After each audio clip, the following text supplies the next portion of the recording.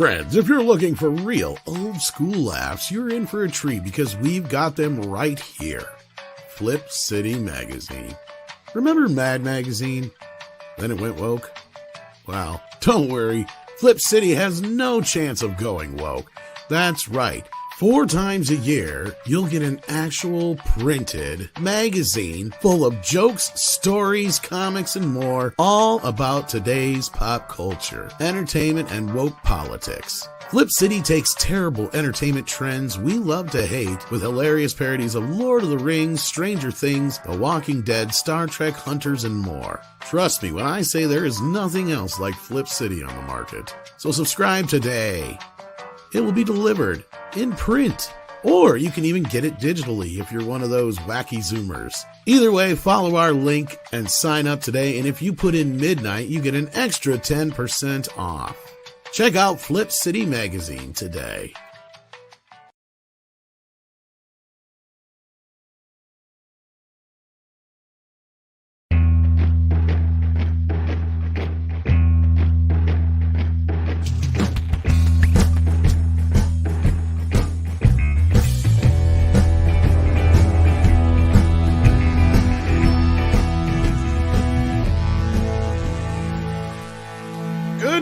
Everybody, and welcome to Midnight's Edge and Morning. I'm Tom Connors. We have the boss man today. How you doing?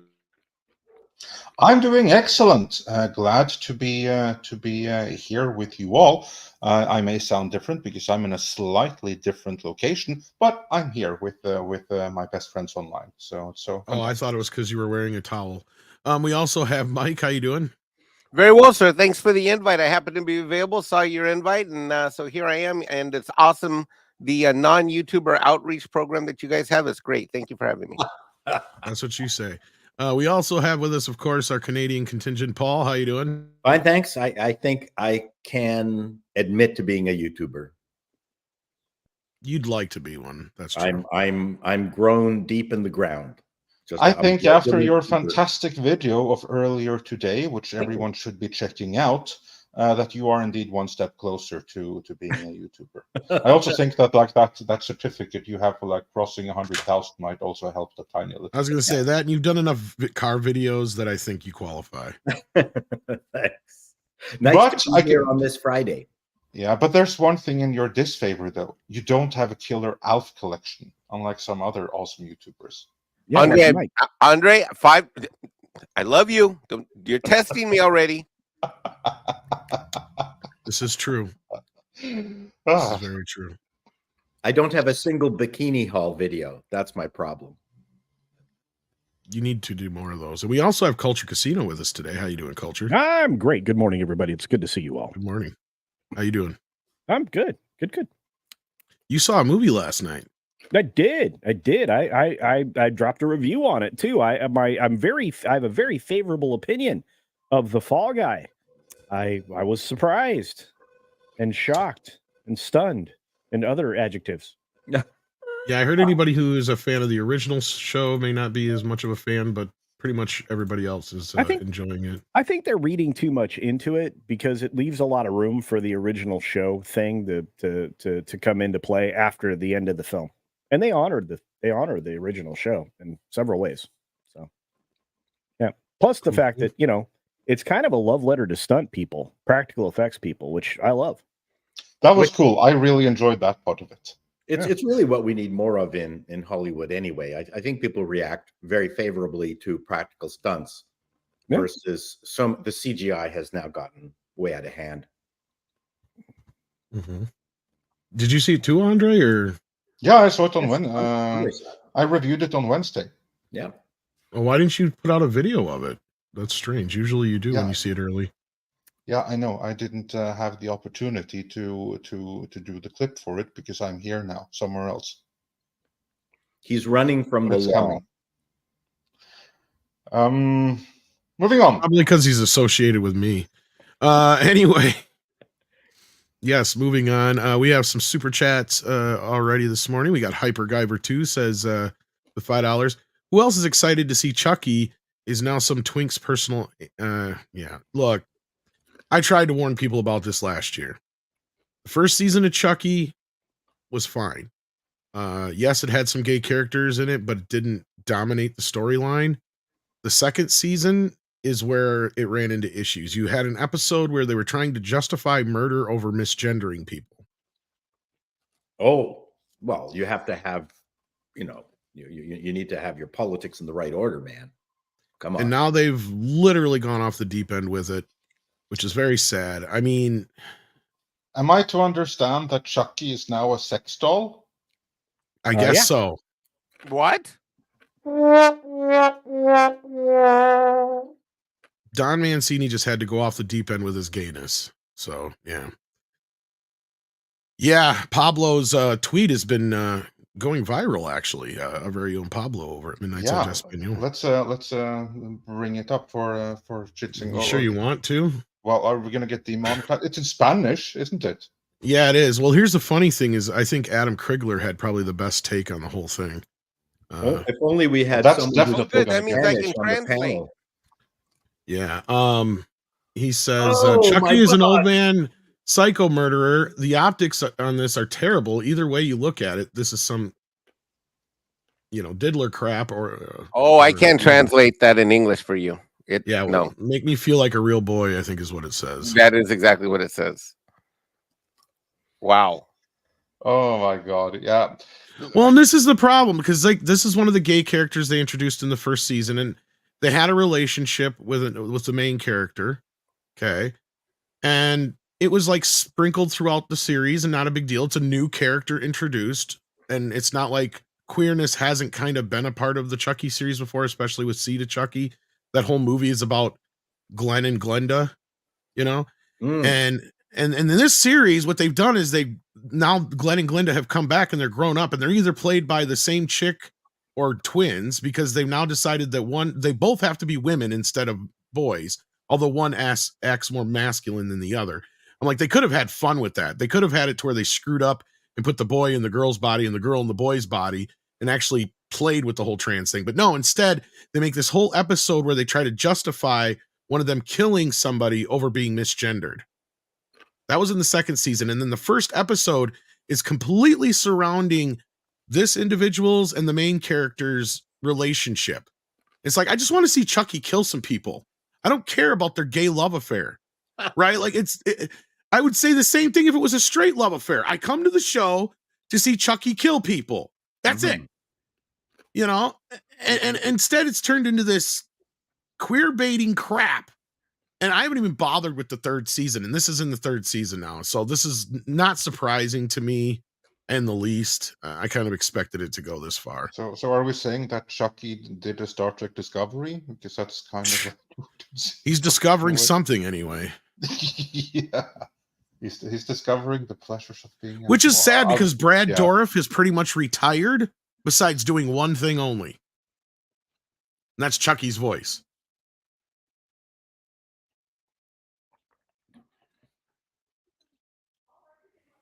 Which is also sad because this is the only one of these series that's still in its original continuity. Because this series, the first season, did a really good job of tying all the storylines together from all the different movies. Where's Chucky playing?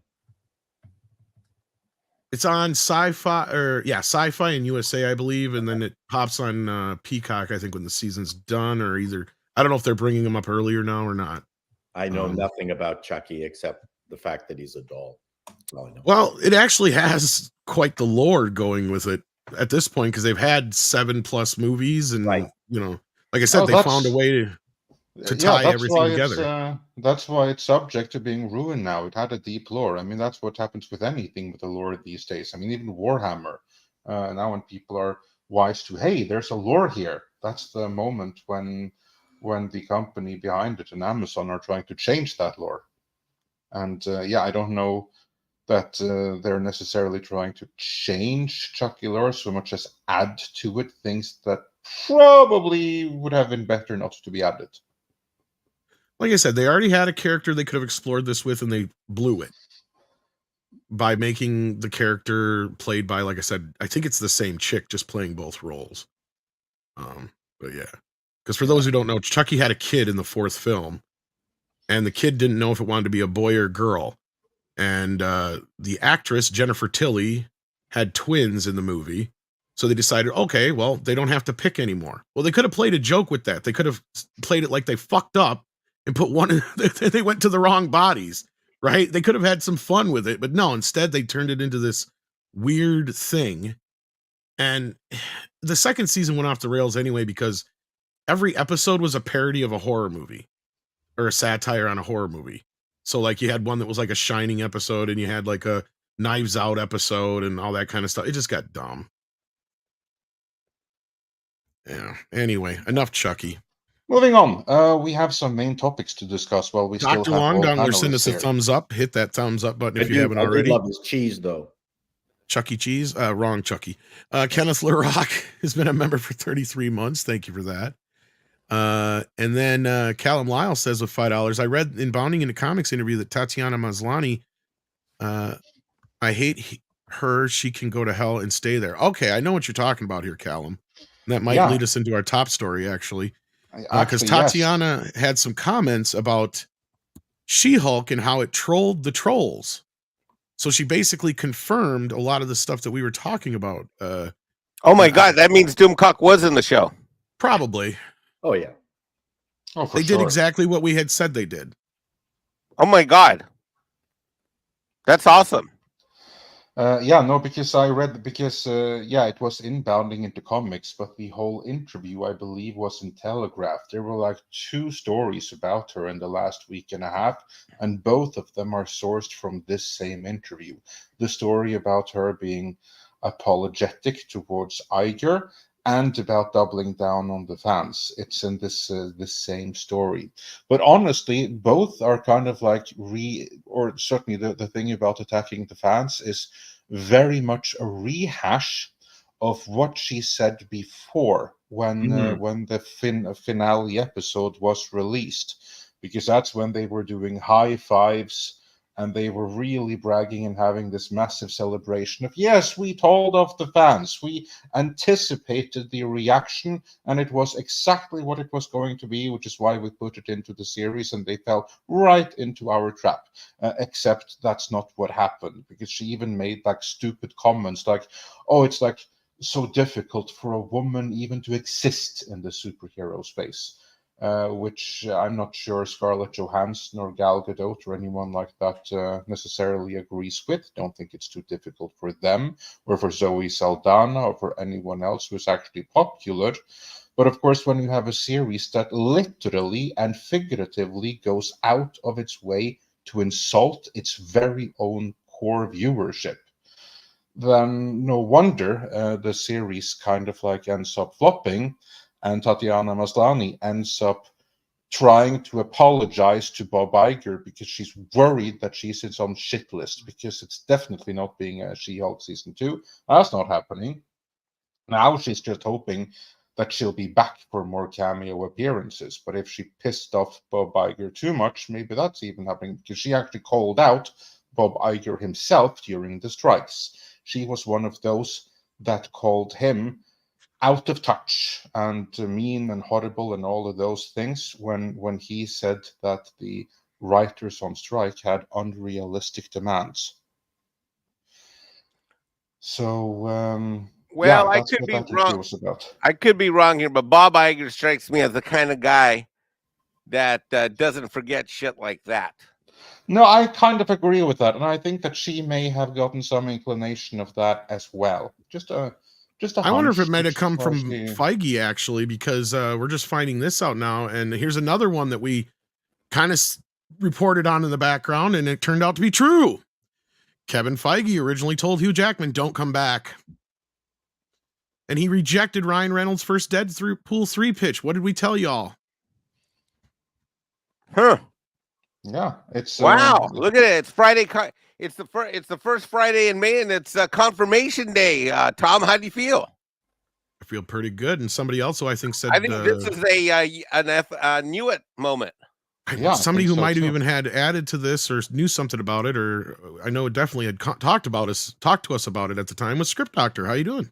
I'm doing well. Sorry for being late. StreamYard is troublesome. Script talked about this on Midnight Sage After Dark multiple times.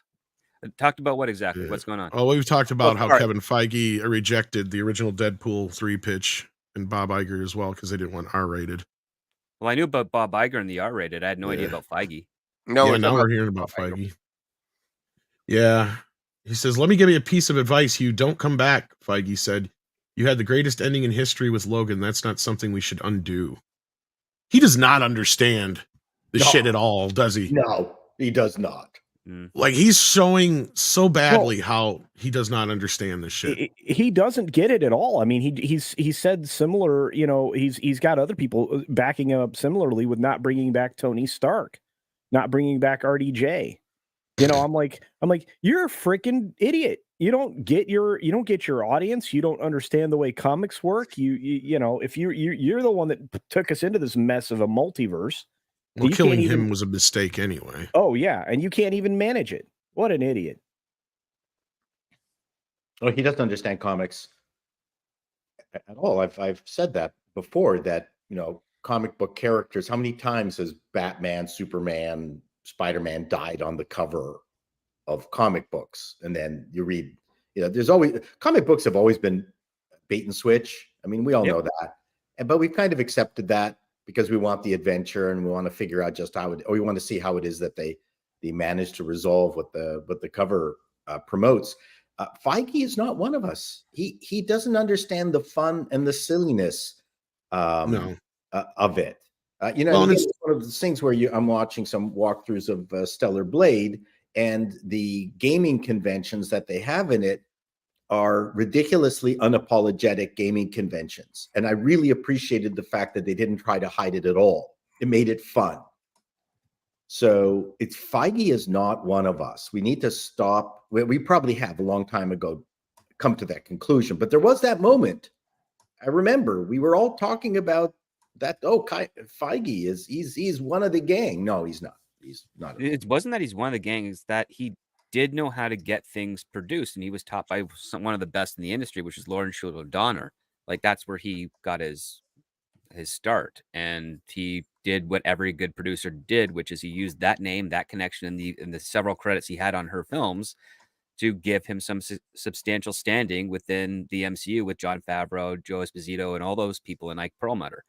And I mean, from the Hollywood standpoint, that's pretty impressive on itself. The fact that he maybe was a casual fan, or at least knew enough of the prevalent stories within Marvel to know these are the directions we want to go, and then consulted with the Marvel Creative Committee in order to get the best out of them, was a smart move at the start. But the other part too, you also have to remember, is that every producer in Hollywood always takes far more credit for the success of something than they actually had to contribute. And sure, of course. We executive producer. Exactly. And we have seen on YouTube, and from a number of the YouTube pundits here, all praise Feige for years for falling exactly into what a lot of people in Hollywood kind of pretend to agree with, but know the actual truth, which is that the executive producer, maybe they got money, maybe they've networked some people, but it's those people that worked together that ended up making the thing what it was. They had just a minute hand in getting it started. Well, where we should have, in hindsight, of course, is always 2020. But looking back at his track record, here's where we should have seen the problems, right? Because sure, he was a part of the X-Men stuff, but notice that everything went downhill the more power he got. And then he's no longer a part of them anymore when First Class comes along. Right. Okay, so that's when things got better. That's the point that we're trying to exactly make. I would think that at the time, at the height of all of this, Feige, Gunn, Favreau, we kind of thought that they were like bros of a similar ilk, but it turns out that's not the case. Well, Gunn, we have to wait and see on Superman, because so far he's still got a pretty good even if he doesn't make Superman work. But I mean, my point was this Feige, we got to remember, he was also executive producer on Elektra. Yep. On Spider-Man 3, X-Men The Last Stand, the Fantastic Four films, right? I'm just looking at this now going, yeah. Terrible. Okay. And then you see where he shifted into Marvel, because then he's no longer a producer. Well, that was funny, because that's when X-Men started getting better all of a sudden. Well, it had one, and then Bryan Singer got back. Yeah, you had 2 or 3. Days of Future Past was pretty good. I thought it could have been better. It was too for what they did with the movies, that's one of the better films as far as I'm concerned. But is that I actually liked X-Men 3. You like the Brett Ratner X-Men? Last Stand one. I liked it. I loved the X-Men 3. Yeah, that's something of a minority view. I would say that I'm just think saying, that I enjoyed it. no accounting for taste. My favorite remains Days of Future Past, and Apocalypse. That's where I thought it went off the rails again. I think X-Men First Class is probably the best one because it actually had a cohesive story and a tragic ending, and it started off something that could have been great and kept in the 60s, but because Bryan Singer got jealous that Matthew Vaughn did something he couldn't, he wedged his way back in there, and then we got all those 3 following films, 2 of which I think were Singers, and then the other one was Kevin Williamson, I think, and not Kevin Williamson. Whoever directed Vaughn came in. Matthew Vaughn was no, not Matthew Vaughn. Kinberg. That's what I meant. Kinberg. He started it and he kicked ass on it. And Kinberg is the one who came in. Simon Kinberg. So Simon Kinberg dropped the ball, but he actually publicly apologized and said he thought he was doing the right thing, and he ended up not seeing the forest for the trees. And he's been having an issue. But I will say this. Fox actually got a really good start with First Class, and then they kind of rode that out for as many films as they could, but they were dropping in quality each subsequent film because, again, we no longer have additional X-Men movies prior to the Fox acquisition. They weren't even putting anything really into production because they had already given up on on the Phoenix, Dark Phoenix thing, because they didn't even greenlight a secondary follow-up for it to try and up their value with the sale that Disney was purchasing at the time. They basically Dark Phoenix is the finest movie of all time. Sure. I'm going on record. Yeah. Yeah. Well, Dark Phoenix, I think, was the first one that was released after Disney bought them, even though it was produced before. It was produced before, and it was the first time that they didn't have a subsequent deal in place to do a follow-up to it. Well, New Mutants was also just sitting on the shelf waiting to be released. Yeah. Yeah, that was finally did quietly. Wing.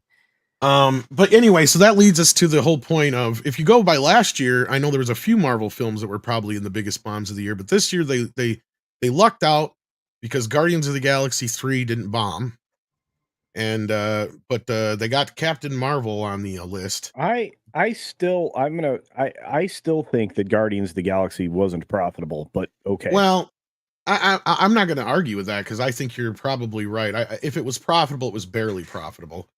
But what we have here is their Fugazi math that they're working with. Because I think we've learned from Valiant and Pro and from the other reporting that we've heard, these movies are costing a lot more. And I think they're going by the initial budget. They're not going by the actual budget. First of all. Yeah, they go just to explain what we are looking at here, because we found Deadline Hollywood published a story of the 5 biggest bombs of 2023, 4 of which are Disney movies. And what Tom is referring to is the fact that they actually bombed more than Deadline would have you believe, because we're still seeing a little bit of Hollywood accounting here.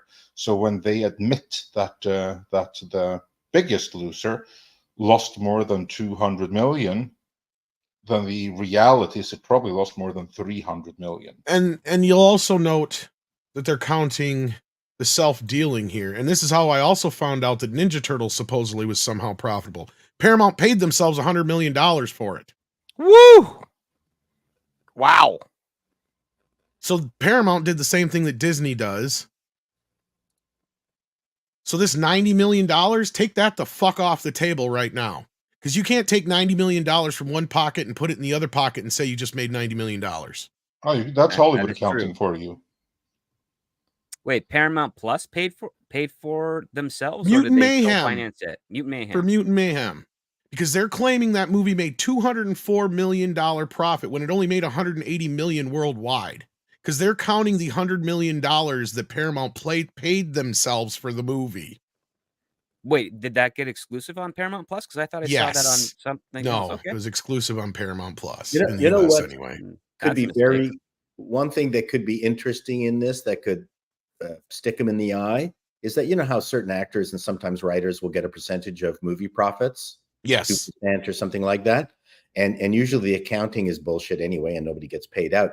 But in this effort to try to make people think that a project actually worked and is profitable, suddenly they do this chicanery, shift money around from one account to another, and then the actor comes back and says, "Where's my 2%?" And they go, "Well, no, it actually lost money." No, but you just promoted on the trades that it's made $100 million. Then pay me out. Well, yeah, but then we're gonna really lose more money. Well, you know where I brought this up many times before, Paul, because actually Ed Sullivan, the co-creator of Bill and Ted and the writer of Men in Black, when Men in Black 4 came out, he posted a story on X about how he went to go get his Men in Black money. And they keep telling him that Men in Black lost money. But that's the traditional story. Men in Black. And he said, that's what I say. I'm talking about this silliness here. Well, this is the same thing. And this is all about, it depends on who you ask or who's asking. If it's the journalist or the media asking, then it was the biggest box office hit of all time. If it's somebody who's asking, you might owe money to, they might owe money to, well, then it didn't make a dime. It was the biggest loss ever. In fact, they might not ever make a profit on it until never. And that was the whole point. Which is why you never ask for net on your points. You always ask for gross. Alec Guinness got net on 2% net on Star Wars. No, he got gross. He got 2% gross on ticket sales. Yes, always gross. It's never net.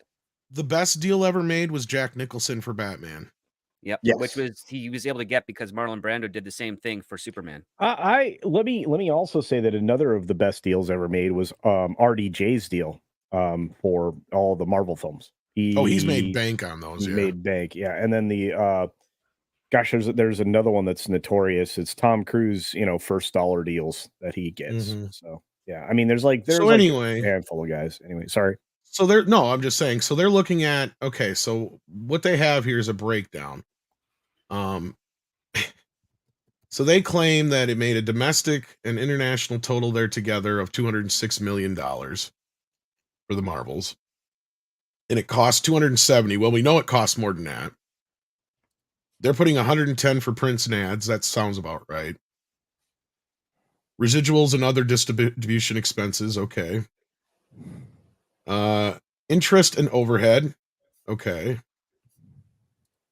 And I don't know what participations. They don't have anything there, but they claim that it lost only 237 million. How much do you think it really lost, Culture? Oh, probably north of 300. Yeah, I think some of these expenses are a little undershot. And again, where's the reshoots? Yeah, it doesn't have any of that stuff in it, right? It doesn't have. There's a lot of things missing from this. You know who's seen a lot of these is Script Doctor. Script Doctor, what's your gut reaction? Well,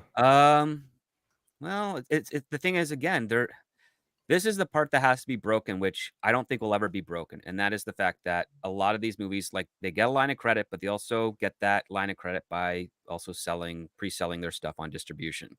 So we don't know for sure. Like, what we're technically seeing here are profit potential losses, meaning that if you have a negative, it's like that's how much of their expected profit they would have. Because the whole goal, especially with Disney and even with Warner Brothers and Universal, is that before they get into production, they do what essentially Bob Shea did with Lord of the Rings. They get it pre-sold, so they are literally starting from zero, which means all the money that they would have to spend to make the movie is not eating into the potential profits that they're having. They might have to spend a little extra on ads.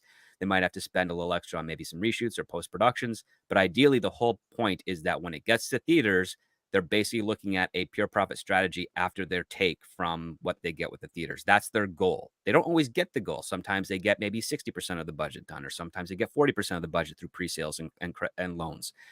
But that's what's really hard to discern, because the pre-sale stuff doesn't go into the same tax reporting of what they spent in the regions with which they shoot. So that thing leaves things ambiguous. And that's also one of the little strange attractors out there that doesn't allow us to know for sure how much a movie has actually lost or gained.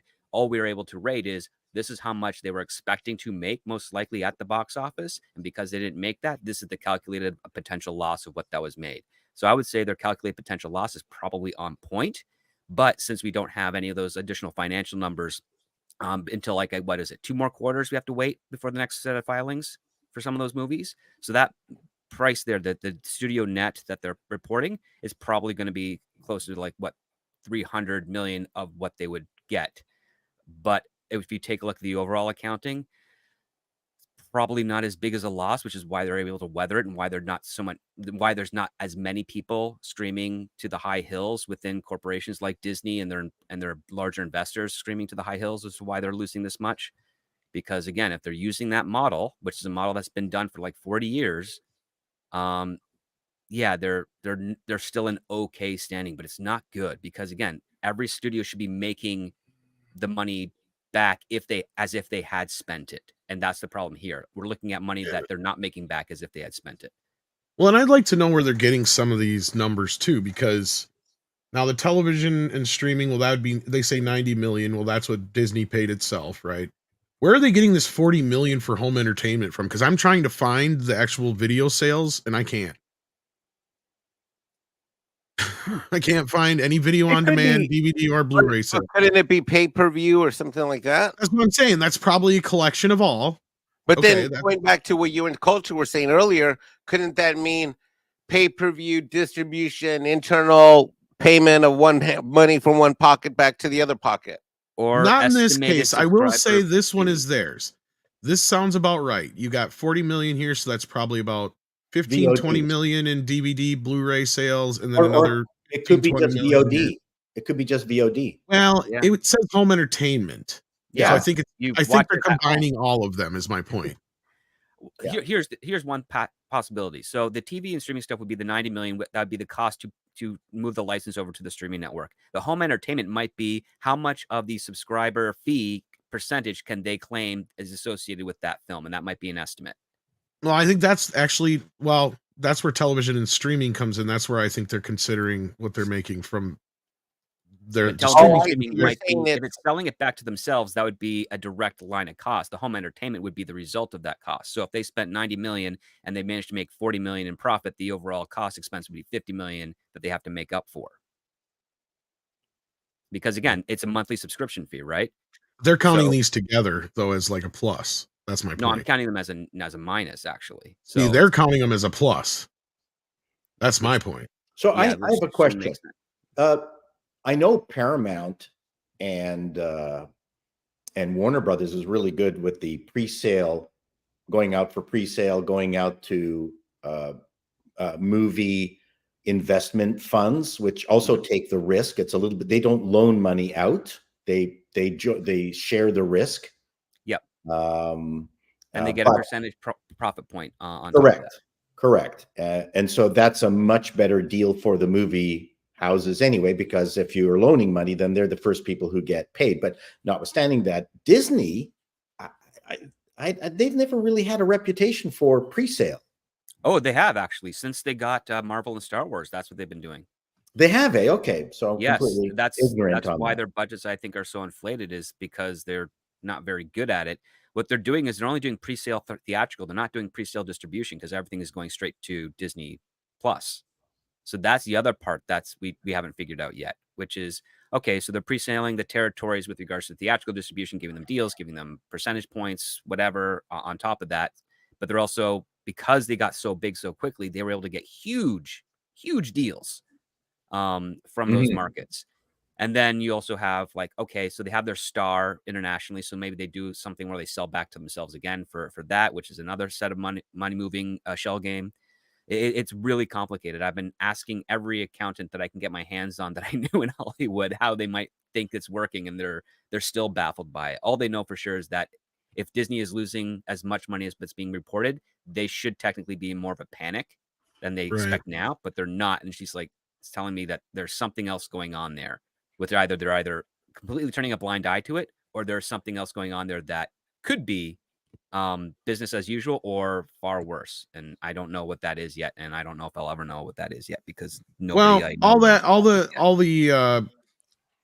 Fugazi math aside, they're probably pretty close on their list here of the bottom 5 films of the year, with the Marvels, The Flash, which was shot so many years ago that it don't really matter anyway, and the other 4 or other 3, so 4 altogether being Disney films, is, I think, the biggest issue here, because here's the other next one, and this is the one I would argue probably lost the most. And this is where I think their math is really off, because Indiana Jones and the Dial of Destiny, they claim only lost $143 million. Try again.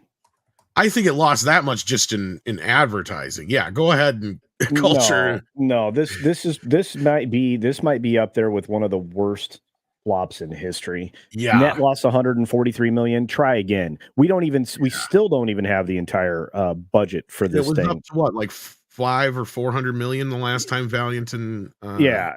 I mean, Mikey would probably remember better than I would, but I don't know, Mike. What do you remember talking about with Valiant on this one? Because I'm thinking this is a ridiculous estimation. So, I mean, it could have. I mean, I can't remember the number off the top of my head. I know we did it live on a live stream, and I have that Excel somewhere. Right. I just can't remember what the loss was. Yeah, I again, Boba Fett's more in line here with the 300. Yeah, I think. I thought it was like 380 something. Yeah, I remember it was more than 300 million. Yeah. I don't remember how much more. Look here. You know what? Because I posited it's probably probably the biggest loss in history. Yeah, I think you're right. That's what I had said. Yeah, I'll find it.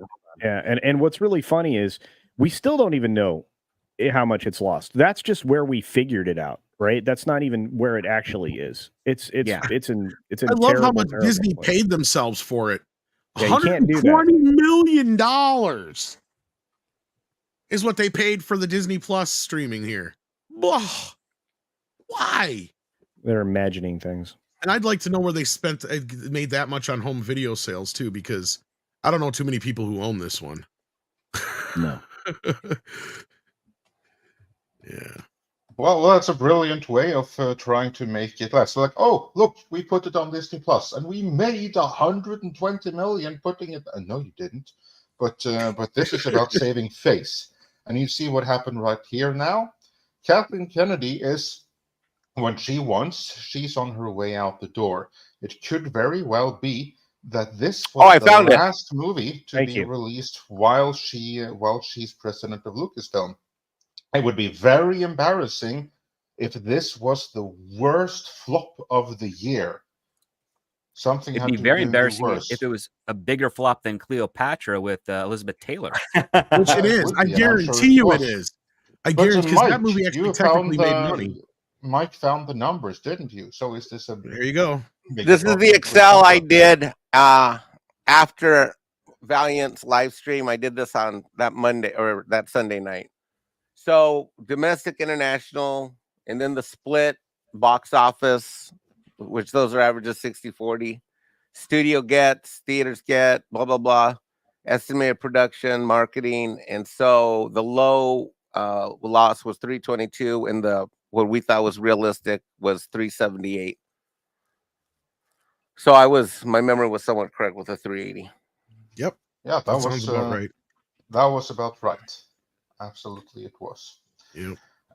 Because I think that the loss that they reported for the Marvels, I mean, that they reported more than a 200 million loss, and that seems ballpark. But Indiana Jones, I agree with you guys. That one, they've used every single accounting trick in the book to make it look like less of a flop than it was.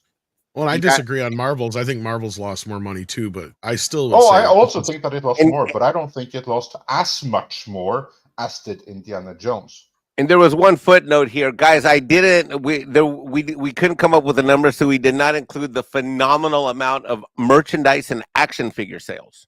Oh yeah, of course. Yeah, I mean. Oh, let's check in with those numbers. Oh. Check in with how many people did Hasbro have to fire? A lot. Oh yeah. And Hasbro were the ones footing the bill for those toys.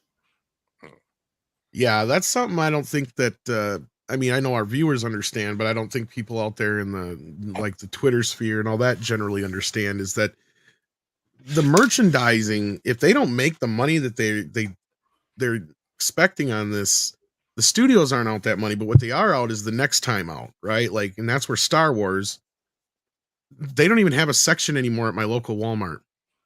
I was just trying to protect Tom, you and Andre, in case you guys get criticized on the internet about me not calculating and including the merchandise sales in the profit. Oh no, yeah. I think the merchandise sales kind of like duped the licensee. Mhm. I made a funny this morning. You did?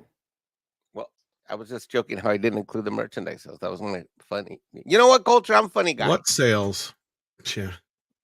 And then the next one we got is Wish, which was their big animated film of the year. And according to Deadline, they lost about $131 million. Now, I don't know much about this one's box office, but again, here we go with more television streaming. This we know went straight to Disney Plus after it was in theaters. And it only made a lousy $64 million at the domestic box office. Ouch. Which is 54 million too many. I saw that movie with my kids because they wanted to. Wow. Well, and I can't believe how well it did internationally. Yeah. Well, they were bored out of their minds and wondered when it was finished, so it didn't get much repeat viewings. But the Disney brand does have more power internationally still when it's not something overtly and super visibly woke. So yeah, I'm very disappointed in the international audience for having supported Wish the way that they did. I mean, it was still a massive flop for Disney, but it could have been even more massive.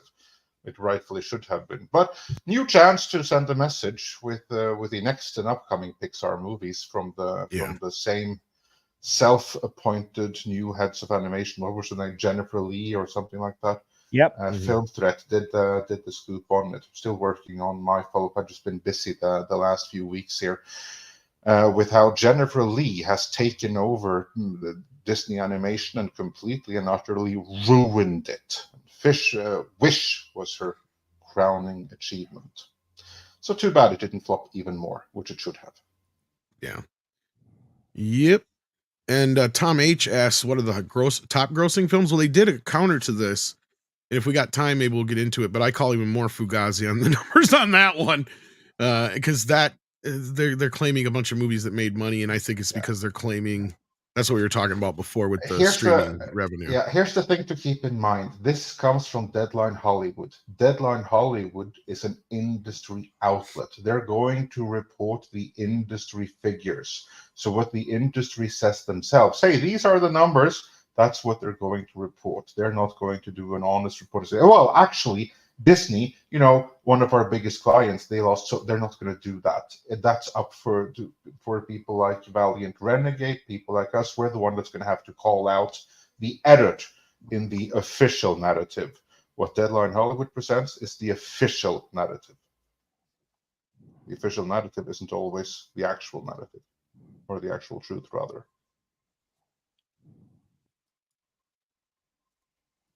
Well, we've always known that Hollywood communicates to themselves. Anyone who reads the Hollywood Reporter or Variety knows that no one else is reading those newspapers or those entertainment publications except for people in Hollywood or in the entertainment business. Even reviews in newspapers really were more of an interest to the people in show business than the public at large. So yeah, they have people who are hired to monitor that kind of thing and send daily reports to the head honchos with summaries of what's going on when I was, and how they're being reported. When I was head of TV comedy, I would get a dossier of photocopied reviews and comments. We had people scanning every single publication for every project that I had touched. And I got the dossier every morning to go through. Yeah, indeed. And we are about to move on here because we have other stories to cover, such as Sony wanting in on the Paramount action and Amazon taking on He-Man. Plus, there's more Fugazi going on in the realm of video gaming. But before then, one leaves and another one joins. Yes, we're losing Culture Casino and we're gaining a Yellow Flash. Yeah. Well, that's a shame. I'm missing out on Yellow Flash again, but I do have to step out. Thanks for having me, everybody. Do Bye, check out. Culture. Do See you, check buddy. out. Do check out my review on the film I saw, The Fall Guy. Fall it was Guy. it was very much Yeah. worth it. I'll see you guys later and see you, Flash. Have a good one, you guys. Take care. Take care. Later, culture. Yeah, so to finish off the list, Haunted Mansion. No surprise there. Didn't make any money. Oh, damn. I thought I missed it. We're almost done with it, and that's about it. Yeah, so 4 of the top or bottom 5 films of the year are Disney, although I'd say it's probably worse for them than this article's even.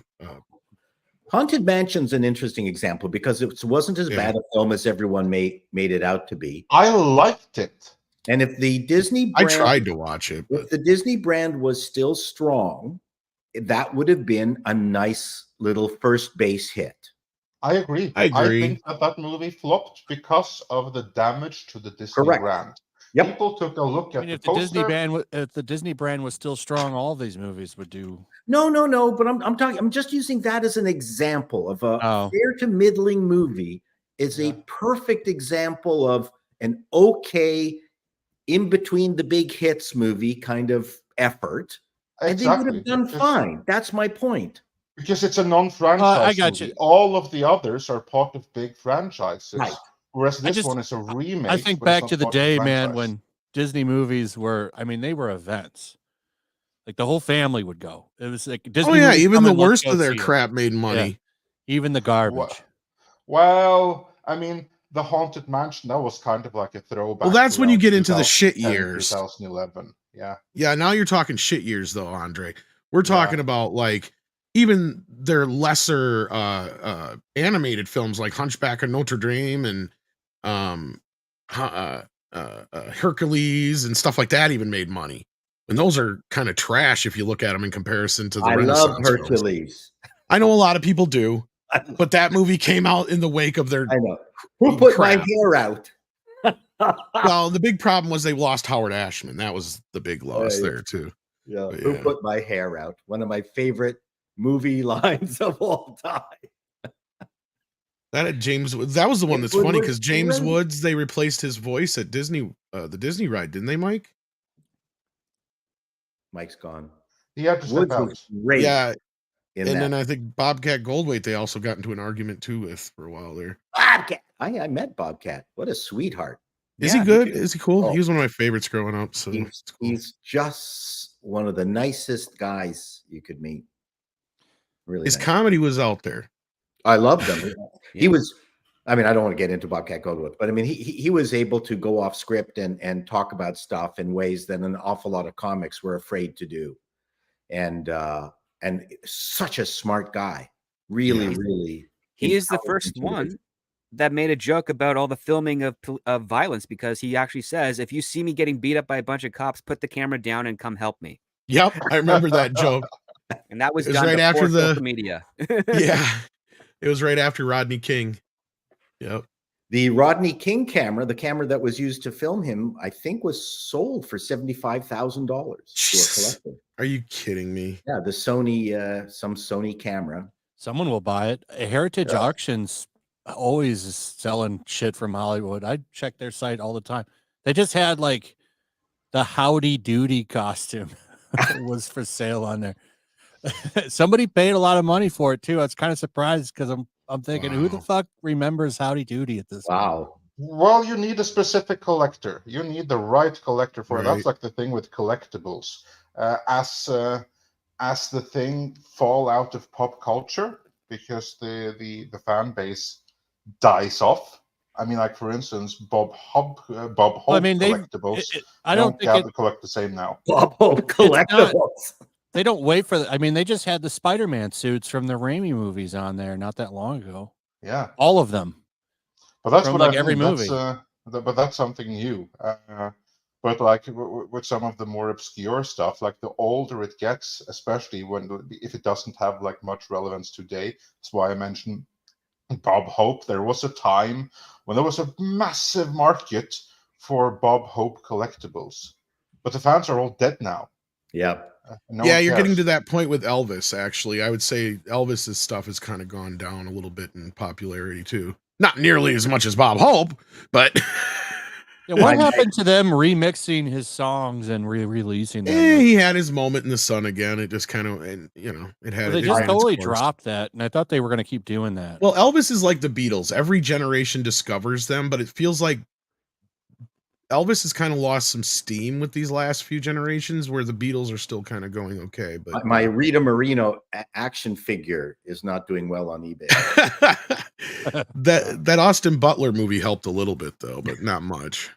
The Elvis one, but not the Rita Moreno one. Everyone online is going, Rita Moreno. What kind Yeah, of who's that? That's a reference. But to get us on to our next topic here, South African Rands, 14 of them from Skydance Bringers of Death. I know who this is. This is a guy who typically changes his name here often. And we Sony love made his its names. Yes, Sony made its offer. Hopefully, board considers. So, we'll just call this individual Bob for now because that's generally what he calls himself anyway. Yeah, Bob's got a point here because this was a big offer that came in from Sony yesterday.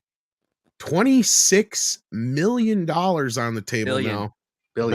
Billion. Sorry, did I say million? I meant Yes. they're sitting there waffling around That's with what they call a Skydance. Freudian slip because that's what Yes, yeah, That's it's what about what it's worth. That's what Yeah, it is. sorry, because the Sony offer is technically worth about twice what the company's worth, and it's almost twice what the offer that they're getting from Skydance is. So yeah, Sony came in, looked at the offer from Skydance, and just threw their dick on the table and said, "Here you go, $26 billion. Take it or leave it." So, what do you say out of this, Andre? Because this was a kind of a surprise yesterday. Although I told people not to count Sony out, didn't I? Yeah, and I have to say, Tom is very, very often right about these things because you've been saying in streams for weeks now, don't count out Sony. And what yesterday, which annoyed me because we dropped a Star Trek video about Skydance and what will happen if they were to acquire. Didn't mention a word about that was a good video. that I had. Oh, well, thanks. Glad you enjoyed it. It was a fun blast from the past, writing Star Trek again. Kind of was, yeah. Yeah. It was like, do I really? Yeah. It's a tough balancing act between our long-time viewers have seen much of this before, but at the same time, this is vital understanding to newcomers who may not have. But anyway, so Sony Pictures have entered the fray to acquire Paramount, and that's very, very interesting, and from what I have heard, may be something that Shadi was hoping for. Could be that the reason that she has been entertaining, this is pure speculation, that she was entertaining Skydance wasn't because she really wants to sell to them, but to drive up the price for a studio that she's much more interested in selling. And if so, it worked because Sony had to work with someone else to be able to get the funding required. But would they be a better home for Paramount than Skydance? That, of course, is a question. If this were and to that's been happen. the big debate in the backroom DMs. I'll tell you that much, because here's the thing with Sony. Because I remember saying something similar to this back when Warner Brothers was part of it. I said, "Are you sure Sherry's not just playing games here, trying to jack the price up?" And it's kind of what it feels like she did here. And I think you're right on that, Andre. But Shadi is a smart businesswoman. Oh, yeah. The thing to keep in mind here is that Paramount is down the drain because of the people who manage this Paramount are all a bunch of retards and incompetence. With apologies to retards everywhere. But anyway, you catch my drift, right? She is a smart businesswoman, and if she personally had ran Paramount, probably things would have been better. But she outsourced it, and she outsourced it clearly to the wrong people, or she trusted the people that were already there, and that trust was clearly misplaced because they have ran the studio into the ground. But now again, it is a smart businesswoman here who may be trying to drive the price up to find the right buyer. That could be what we're seeing here with all of this Skydance and everything. I don't understand how someone can't recognize the fact that the people that you've got are not running things well enough. Now, part of that could come from the fact that there's no other talent out there better to replace them. But Well, when I was running a company, the mantra is hire slowly, fire fast. Yes. Paramount was How you run a business. artificially held up for years. That's the problem, Paul. They had so much Chinese money coming in, they didn't know what to do with it. And then all of a sudden that fountain got turned off real quick and they turned into panic mode. And that was during the whole remerger and all these things happening at once. But it was just CBS was still a powerhouse. That's all they had, though. That's the problem, Paul. Well, the other problem too is that when Paramount split into Paramount and CBS, a lot of really competent people lost their jobs and went to other studios. So you don't have anyone there that knew what they were doing. Well, that's the source of the problem, to operate it. So they were basically using, as Tom said, China's money as a crutch to make up for the fact that they didn't have an infrastructure to actually manage these properties, manage their distribution as well. And when the China money went, vanished, then we actually got to see the blowback, the last domino fell, so to speak, with regards to management at Paramount. No, the last mahjong tile. The last mahjong tile. And then on top of that, you also have all these other smaller departments at Paramount that are doing all the right things, which is they're trying to create low budget feature films and television shows. But the higher ups at Paramount are actually putting stopgaps in those developments. I was talking to a buddy last night who 2 years ago sold a spec to Paramount and they got a green light. And then when they were going into casting, some executive at the high up said, nope, we're not doing this one right now. We're going to put a pin in it. And basically the project stopped.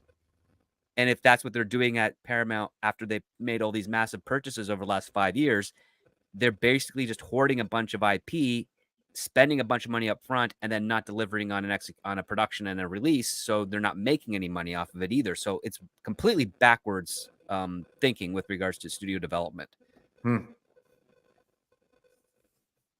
What a shame. Yeah. So like they basically just they just basically hit a storm of bullshit all at once. And again, part of it is their own doing. So it's not like, and that was the splitting up. And then for years they were just like living on the money that China was throwing in there. And that's why we constantly had stuff in like the Transformer movies with, little Chinese things and stuff like that here and there, where they were always doing that kind of stuff. But so they've gone way down this hole in the last couple years here, especially as we've been talking. And Andre and I don't think we ever could have imagined they would go this low. But here they are. But so the big question. No, that's hard to imagine. But sorry, carry on. No, the big question on the table was, and it kind of going along with this is, we used to hate Tom Rothman, but Andre and I both have to admit that Tom Rothman was one of the best things to ever happen to Sony. But now, will Sony be one of the best things to ever happen to Paramount? That's the big question, right? Because as you brought up in your great report that we dropped yesterday, Andre, just to kind of sum that up, you pointed out, as I keep pointing out, Skydance is part of the reason that Paramount is in this fucking place. Not just themselves and their people that are involved, but the movies that Skydance has produced for them, correct? Yes, that is correct. Because here's the thing with Skydance. They're a blessing and a curse at the same time. Because the good thing with Skydance, let's begin with the good thing. They are first and foremost a financier, not so much an active producing partner. They'll have some input here and there, obviously, but first and foremost, they're a financier. If you already have a team in place and they believe in that team, they're just going to pump in the movie that team can make the best movie they possibly can. And if the right team is in place, magic is going to happen. Some great movies have come out under Skydance. Now, the flip side of that is that if you don't have the right team in place, and Skydance still believes in that team, and again, largely stays out of their way, or has some input that's not really going to help because it's fundamentally the wrong team, they're still going to pump money into it, and now you have a very, very expensive flop on your hands. as a blessing or and Well- a curse. It's a lack of quality control. And Paramount has suffered from that, especially with, for instance, Star Trek. All of their worst Star Trek movies, the worst performing ones, Skydance was in all of them. To mention one example there. I'm looking at Skydance's productions here, and of all of them, there's only like one or two that are any good. True Grit, and that's because of who made it. Top Gun Maverick. That's because again, who made it? Mission Impossible films, again connected to Tom Cruise. Who made it? Yeah. Otherwise, you're stuck with stuff like G.I. Joe, Star Trek Into Darkness, Terminator Genesis, Jack Reacher films, Baywatch, Geostorm, Gemini Man. That was that Will Smith movie, for those who are forgetting what the hell that was.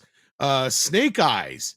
Need I go on anymore? I mean, it just keeps going. Transformers Rise of the Beast. Citadel was brilliant. Which one? No, I'm just kidding. Citadel. I didn't hear what Citadel. It's a did they even produce that?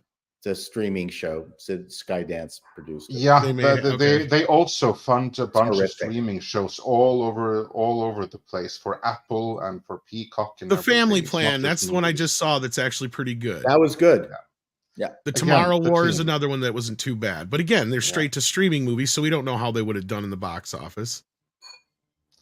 But the point is that's the thing with them, that they will just support the infrastructure that's already there, and that's the problem when it comes to Star Trek. Because what we learned, or at least what we were told by a source, that in the hypothetical event that they were to acquire all of Paramount, then when it comes to Star Trek, they're going to be like, hey, we know these people. We have a prior relationship with these people.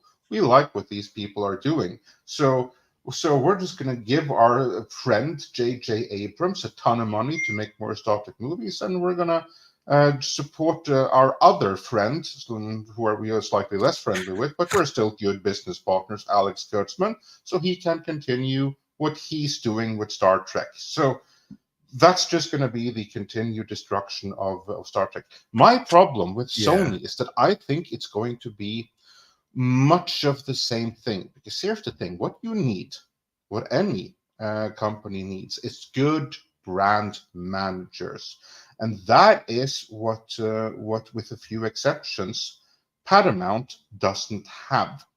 And where they don't have that, they don't have anyone who's able to spot that, oh shit, here we actually have a really, really bad brand manager.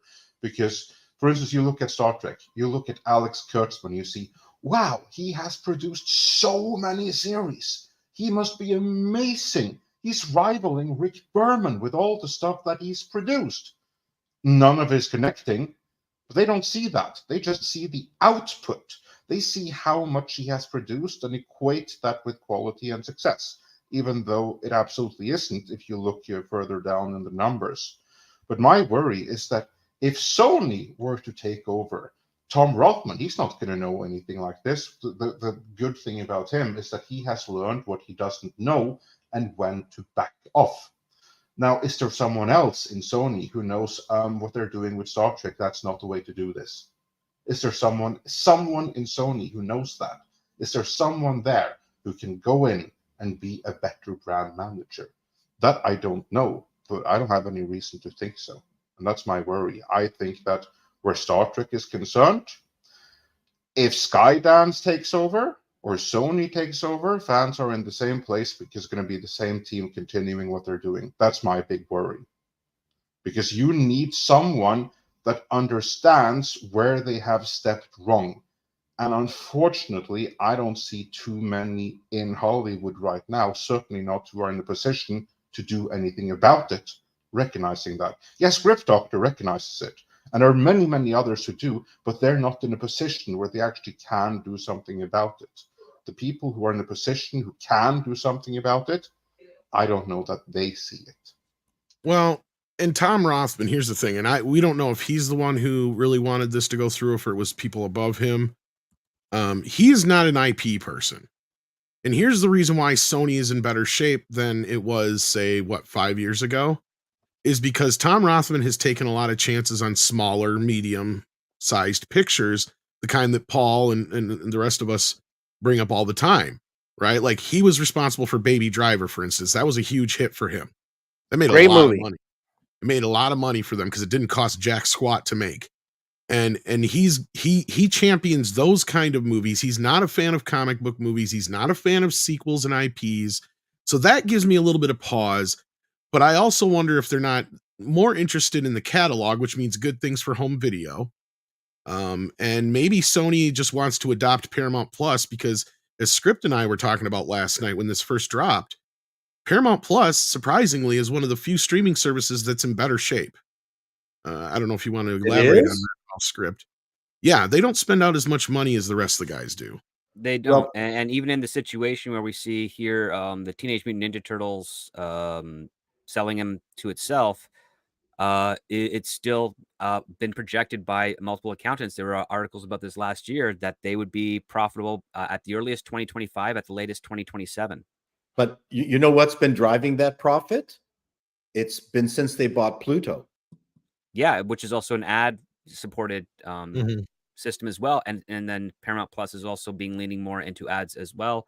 The only thing that's actually been quite terrible across the entire streaming market is a bunch of basic plans that normal streamers had, which would be your bare minimums, are all being tossed. And now you've got your premium and then your premium plus tiers, which are coming into it. So they're taking away a market value. Except Netflix, their ad-supported plan is 40% cheaper and offers better feature than the basic plan it's replacing. Well, so they know what they're doing. Yeah, and the other thing that Paramount Plus has going for it is a lot like Peacock, is they're amortizing a lot of their CBS and their cable stuff through Paramount Plus, right? So, and they got the Taylor Sheridan film shows. So those are a big deal for them too. I think one of the weirdest things for me to watch is how poorly managed this company is from an executive management standpoint. When you have such gems as things that you've talked about at length, Tom, like and you and Script have done it, at length. The Tyler Sheridan stuff. I mean, the sports stuff is incredibly valuable and profitable. I mean, and they are like, there's all kinds of other shows that have like cult addictions, like the SEAL Team 6 show. I mean, that fan base is just loyal as, they've stuck through everything, broadcast and, when it's CBS All Access. Well, we said it, that Star Trek is like the least of their least of their IPs, actually, when you think about it, compared to SpongeBob, TMNT, South Park. Just alone. I mean, but anyway, you were about to say something else. Well, I was just going to say, and when you look at either at the historical catalog, your Star Treks that have been underdeveloped, underutilized, and non-monetized, and I'm going to say non-monetized, they're just buckets of holes of cash. And then you look at the things that you guys have just talked about, you and Script were just mentioning and stuff like that.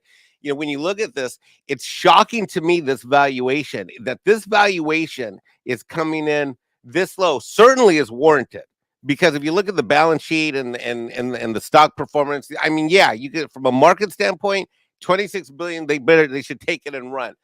But it is shocking to me, and it makes me wonder and think, how much are these other IPs that have been overvalued that companies are sitting on, like your Disneys and your Marvel? I mean, is Lucasfilm still worth billions of dollars? I'm going to say au contraire to that crap. Well, and the problem with Lucasfilm is it was overvalued to begin with, and Andre's done a great job of covering that, since the beginning. But speaking of Disney, we have another guest joining us. When it rains, it pours on a Friday. Mr. Jonas J. Campbell, somebody we haven't seen in a while. How you doing? Hello, it's so good to be back on this day where we talk about another merger. My goodness, that's a lot of money. So, yeah, well, the big question on the table right now is Sony a good merger for Paramount? And we haven't really, or a good fit for Paramount. We haven't really got to the main question yet, or the main answer, I should say.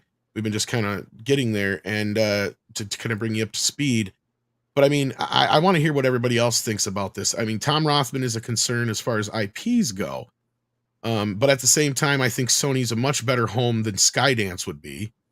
And I think that they are interested in maybe getting into the streaming business, and Paramount Plus having that base already is a good place to start from. Because they did try it early on and they didn't like it, outside of the Crunchyroll and all that business, but that gets us on the other part. They have lost a lot of fans with anime, right? So that's a big problem. Something we kind of discussed Wait, last what? Who night. lost? Who Yellow lost Flash Lion can Fist? speak to that. Yeah, Sony has with their So- Crunchyroll business and all that stuff. I don't think they've lost that. Sony pretty much now owns Western Well, yeah, but anime, they're not happy. People aren't happy about it, was my but point, they're right? still supporting it, though. I mean, they own Crunchyroll. That's the #1 spot to watch anime in the West now. If you're not already The only flying a pirate choice you got. flag, if you're not flying a pirate flag, I mean that's all the shit's on Crunchyroll. Not They have a- everything. they have a One Punch monopoly on Man it. isn't on it. Well, and that's my Pisses me point off. is people are pissed that they have a monopoly and how they treat some of the stuff. But okay, so there's a slight positive or negative on that part. I mean, I don't the other- like Crunchyroll. That's don't what I have mean. Crunchyroll, That's my but- point. No, I don't mean, either. Most people, that's where they go. I mean, I try that to was go what I was everywhere. thinking. I try to go everywhere I can, but Crunchyroll, to watch this shit. But then I Flash don't. at the I end of the don't. day. I don't like giving them money. Oh, so Flash at the end of the day, though, it's where people got to go. Is what you're saying. Yeah. I mean, if you're not, terminally online like I am, Yeah. I mean, If you're not on the high seas, then I Yeah. think legally that's Well, where you have to go. and If then you I want guess- to be parting with your money the good legal way that that everyone approves of in the corporate world, then that's where you got to be. Well, and then the other thing is that something that Script and I and the rest of the gang talked about last night, and that is if Sony buys Paramount, that's another major that's going off the table. Now, I made a little bit of an argument: is Paramount even still considered a major? Considering, but that is a good point to be made. That Paramount is one of the last OG studios left standing. When Fox was bought out by Disney, that was a big deal because that was one of the big OGs, and now it's gone. It's pretty much soaked up into Disney. So this is kind of what would be happening here. Do you guys think they'll keep it separate somehow? Here's my question on that. Hasn't Lionsgate beat Paramount at the box office Yes. several of the last few years? Well, It not has, only that, but it's kind Lionsgate of- was beating Sony for a while too. Sorry. It has, but it's also kind of irrelevant when you take a look at the fact that Paramount has a legacy of over 100 years as a standing company. Oh, yeah. Lionsgate having a peak just in the last 10 is irrelevant over the entire history of Paramount, and that's essentially what's being sold. This will also on the Disney side. This will create another interesting situation because then Paramount would also have a share of Fortnite, which I know it's arguable on this panel whether or not that's significant or not. I would say it's significant. It is, but the question being is like, will the courts allow this transaction to go? Because they have already expressed regret over the Fox and Disney merger. They've already seen how it has kind of hurt things around the industry. So, again, shrinking the bigger studios is not good because that gets closer to consolidation and monopoly, not just on the fact that you have these small, big studios able to make $100 million produced features or $200 million produced features, but also they're now able to be far more selective over who gets to take advantage of their distribution network. So which means that all the independents that would normally sell to the studios have to then be self-distributed. And even though they do have some advantages with social media and YouTube platforms, it's still nowhere near as lucrative as getting a distribution deal from one of the major studios. So then, do you think that Paramount would be able to survive under Skydance more as Paramount under Skydance than they would under Sony, TriStar, Columbia? Well, first of all, you're talking about whether or not there will actually be an approval of that purchase. We don't know yet. We can't know. I mean, speculating on that survival is unknown until the courts actually review it and say, yes, this can go through. Then you can start speculating. Until then, they'll approve it. A little juice money goes a long way. Yeah. Well, yeah, they're throwing in some bribes in there, most likely. But the question being, is like, how much are they going to bribe in order to pull that off? And I said last night, I know what you're saying, Script. I mean, how much did Disney pay? They got it done. I was just going to say, and I agree with you, but the problem is there was a precedent set, and as much as they may want to regret it, Sony's going to make as much argument as they can that not allowing them to do this puts Disney at an unfair advantage. And Sony is the only studio right now that, if you don't count all their little indie studios, they're the only ones that don't have more than one major studio underneath them, since TriStar and Columbia are technically the same studio. See, and that was the point I made last night, because you have Warner Brothers, who has New Line and stuff like that, and you have Disney, who now has Fox, and you have Universal is the only one who they have Blumhouse, but that isn't even technically a major. So they're the only two that really don't have a major underneath them besides their own original title. That being said, I don't know if that argument's going to fly. You got a point. We'll have to wait and see. But I guess the question on the table for everybody is, where would you rather see them, I guess, end up at the end of the day? Skydance or Sony? What do you think is the better option here? Especially if you've seen the video that Andre dropped yesterday. I guess that's a good place to start. I'd rather have Elon buy Paramount Pictures. Who wouldn't? It's so safer, easier transaction. Elon Musk, he don't give a shit about this. Honestly, if we had the money, I'd agree. tell Mikey to go get a fucking loan right now and get us this bitch. This is the Oh my God. This is the last thing I would want to spend money on at all. Hollywood, like studios, it's a fucking dying brand. I think with this, the Hollywood studio is not as important as the CBS assets at this point. Linear TV will have some kind of surviving presence here. Culture would be saying that if he was here. He's said that he thinks that linear being cable and broadcast is probably going to survive at around the level that it is right now. And I think there's something to that.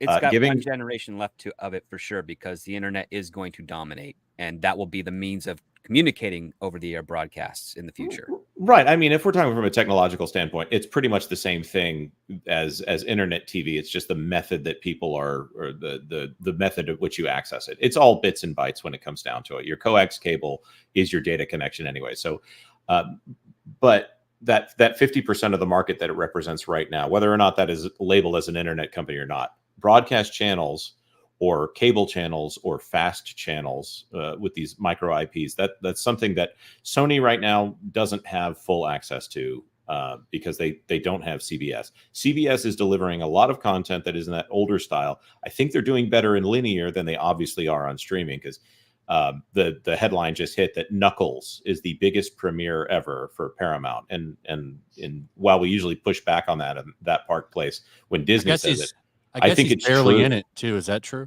That is true. I mean, it's a lot cheaper. What is it fucking about then if he's not in it? Well, I'll say this: Knuckles. if you found Wade Whipple in the Sonic movies to be funny, then the Knuckles series is for you. I found it to be very funny. There's an episode that takes place at a Sabbath dinner, and it's amazing and has a huge fight in it, a physical fight in it. It's hilarious. There's a rock opera episode.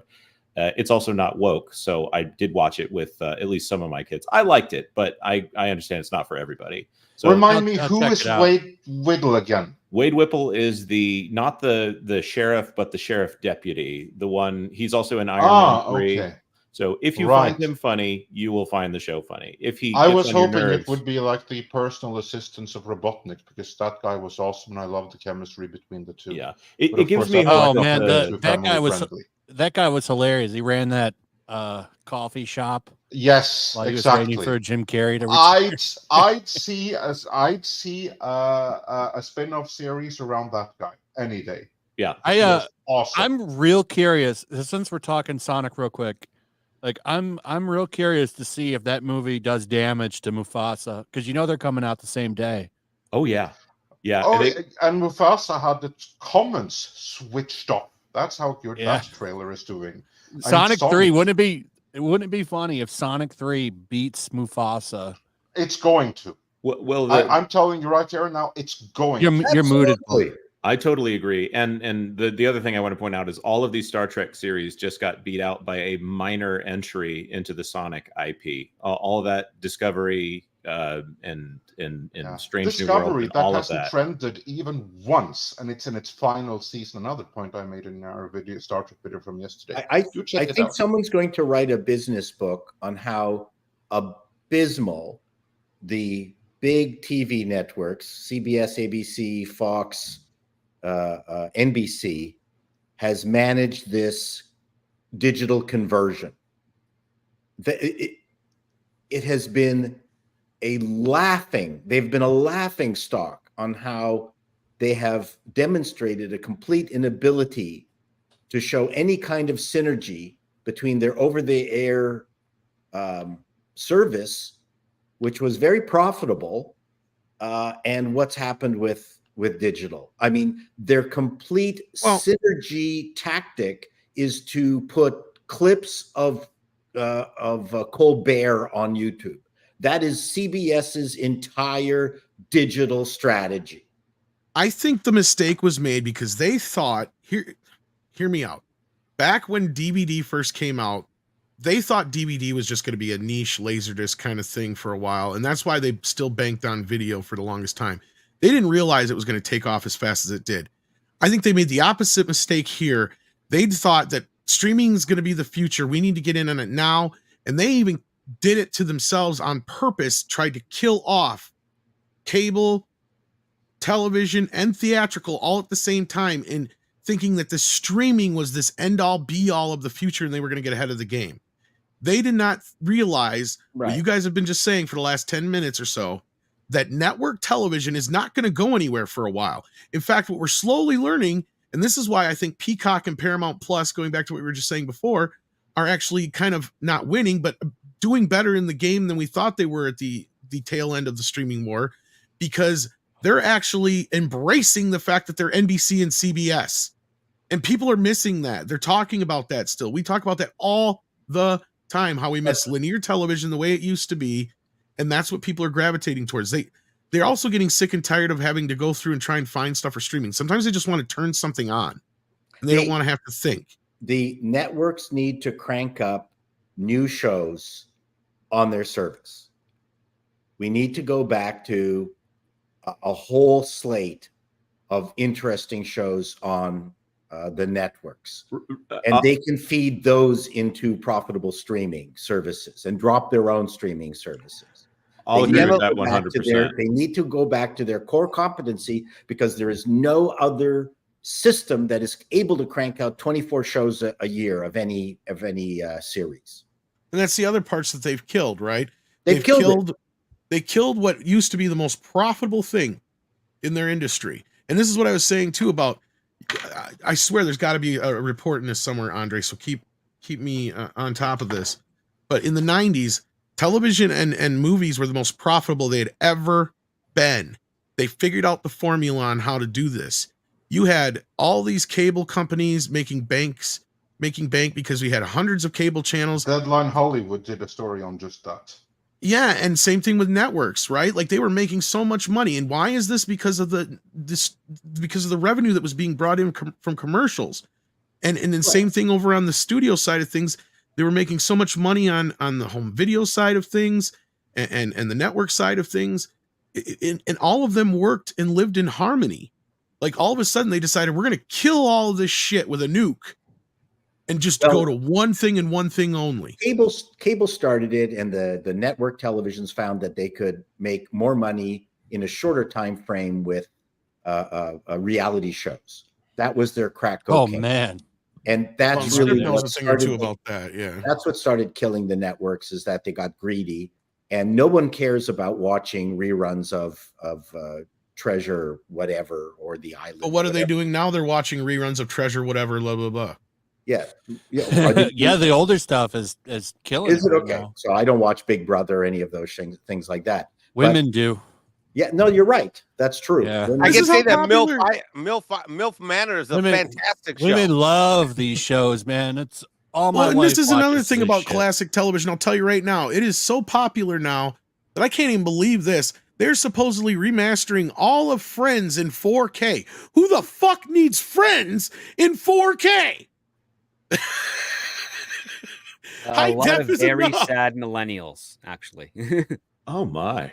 That means they think there's money in that. Let's all point out that they did Frasier on Paramount, and they did a 10-episode micro series instead of 26 episodes of fully formulated sitcom. That should have been on NBC, Jonas. That should have been a full-fledged show. What the hell are they doing? Well, that should have been on CBS. And the thing is, it did or CBS, whatever. They have a second season, but the thing is, they were still doing it under the old model where they wrote and shot everything before they even started airing it, as opposed to what you should be doing, especially on a 22 model, which is you shoot your pilot, you test it, then you get your first 11 for your full 12, and then you test those week by week, and if everything goes well, you get your back 9, and then you just keep going from there to there.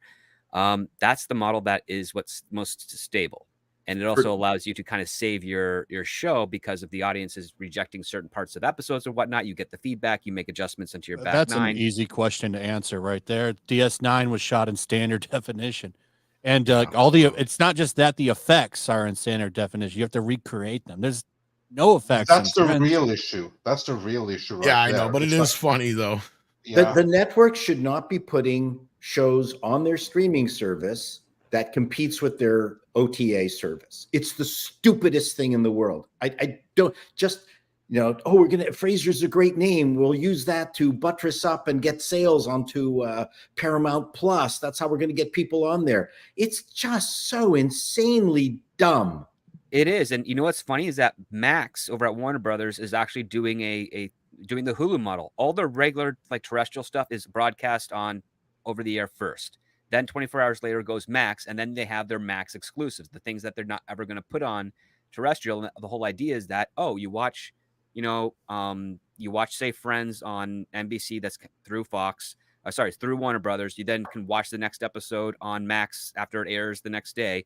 But while you're already there, you might want to take a look at some of their other premium stuff because they're going to get ads from those other things to kind of keep you over on Max, but you'll be able to bounce between the two. They're trying to split, basically just get everybody to come in and join their streaming service by saying, hey, if you missed the live broadcast, don't worry, tomorrow it'll be here, which is what Hulu did and did very well. And people loved it. And that's what's going on. Paramount Plus hasn't done that as far as I can tell, except they kind of did it a little bit with Yellowstone. They had their cut version for it for TV, and then you could watch it on Peacock. It did great. Or if you're up here in Canada, you could watch it on Paramount Plus, where they had the swearing in it, and there was no problem. I think they might have the first season now on Paramount Plus, but yeah, they had to wait a certain amount of time for Peacock to be done with their deal. But anyway, you were about to say something, Jonas.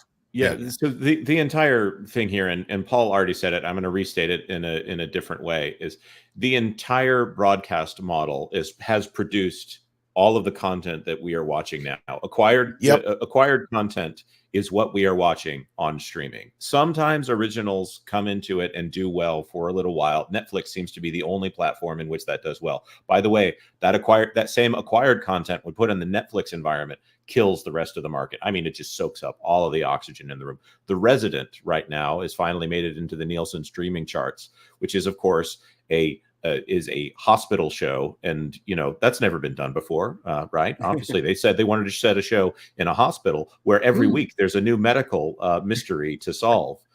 Here, that's never been done in the history of entertainment. That is now a contender for one of the largest shows in streaming, and would not exist if all we had was streaming. This is they've killed linear.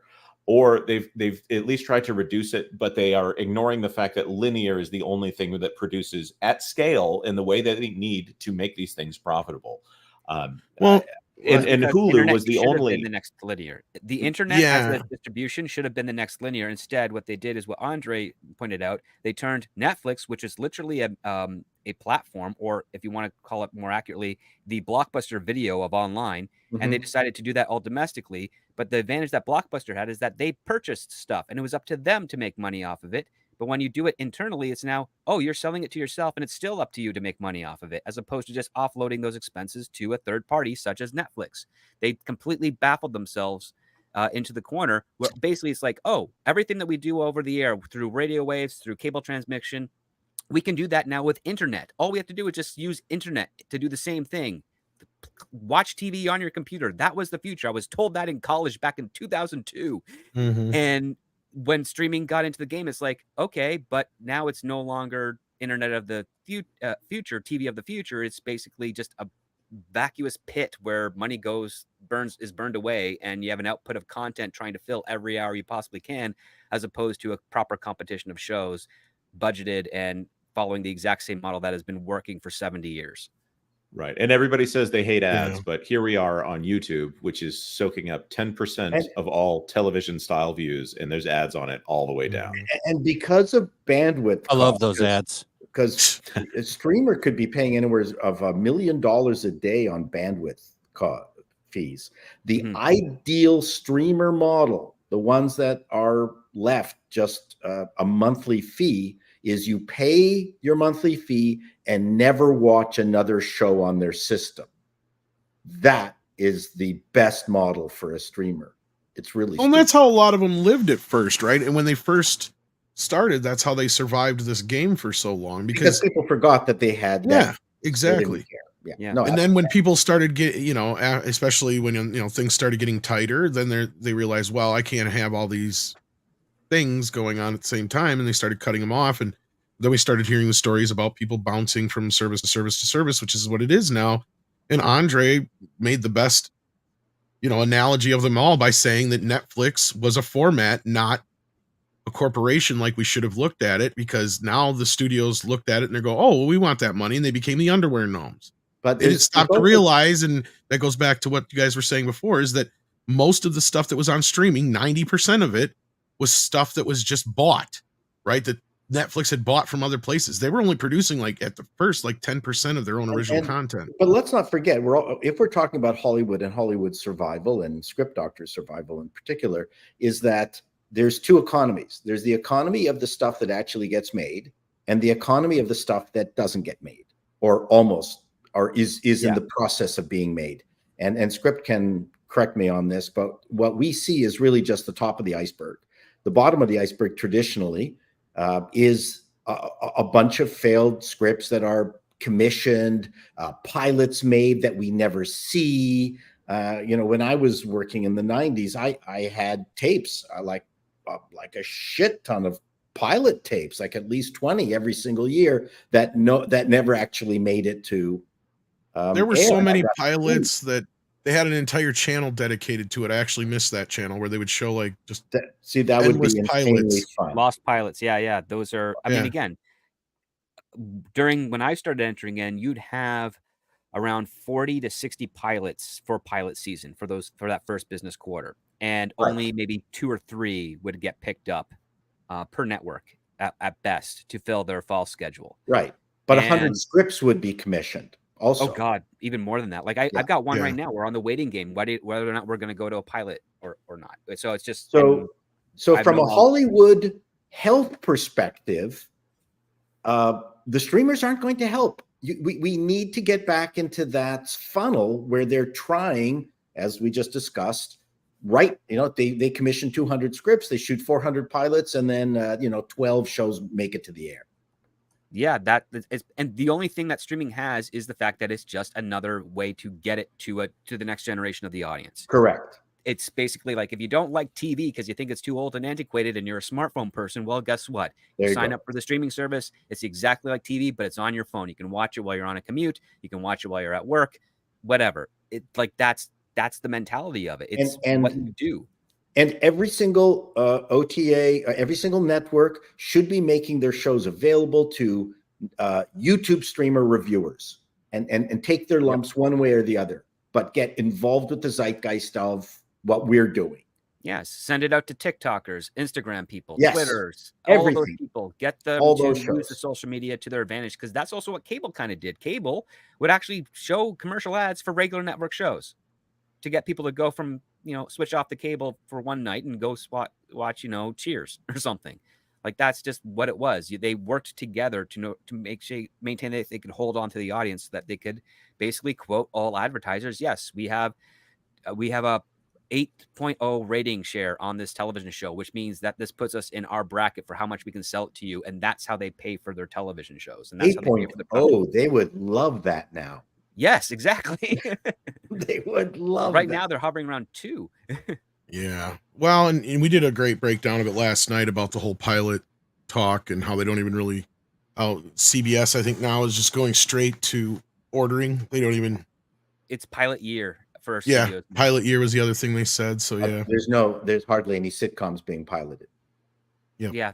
I mean, the one. Well, and that kind of goes with that thing I've been wanting to cover with you, Paul, for a while. I don't think we're gonna get time to today, but it'll probably wait till next week, with where Jerry Seinfeld was talking about, comedy, and I really want to dig into that. We'll get to it. Yep. But yeah, let's get into some super chats. Speaking of getting into and coming out, Jay says with $2, wait, Mexican Iron Man just come out of the closet? Yes. Is there a window in the closet? That's true. Maybe. I think he stepped away. That or he doesn't want to answer. DS Ford has been a member for 30 months. Thank you for that. Packing Proton says the second season of He-Man from Kevin Smith was a tad more watchable. Benoist was a better Tila. I fear that Amazon will do as it always can get worse. Well, that is actually one of the big other topics of our show today, isn't it right, Andre? It is indeed. But let's we'll grab a few more super chats and we'll swing back around to that. Let's swing Packing back Protons to that also says on the Star Trek front, would Star Trek be any better under Sony? They learned their lesson with Feigbusters. I think that it has a better chance under Sony. That's for sure. Yeah, well, that depends on the brand manager, and do they have a better brand manager, or they're going to let the current team continue? That's my big freaking worry. Yeah. Well, that was what I was going to ask earlier. Do you guys think that J.J. Abrams is freaking the hell out right now? Because if Skydance doesn't get this deal, then that means he's not going to get no Star Trek 4. And I think you're right that he is so desperate for work right now. He's probably going to direct part 4 just so he can get it made. Well, the question being is that if Sony were to, get past the course and buy Paramount, would that include buying the secret hideout contract? That's true. Or would they expunge it as a part of their conditions? Well, and that was because they're like, well, we don't want this guy that's running this Star Trek thing. They're not making any money off of it. We want Star Trek and without him, because Sony has, purview to request that as part of their conditions. I'm assuming if they're paying this much, they're expecting Star Trek and all that comes with it, and not probably the Kurtzman deal, because that was the thing that we were hearing for a while that was causing some issues, and it would be clear with Skydance because Skydance is already a part of the production team. But they were saying, I was hearing they would have to buy out Kurtzman, or Kurtzman was talking about possibly buying out Star Trek, one or the other. So yeah, but we'll have to see on that what happens. Like we said before. By the way, Mike, did you come out of the closet? Yeah, I saw that super chat. I don't know what that's referring to. Mexican Iron Man was never in a closet. I don't know what that's talking about. That's sounds like some racism, whatever they call it. Maybe it was a fantasy of his for you to be in the closet. Oh my!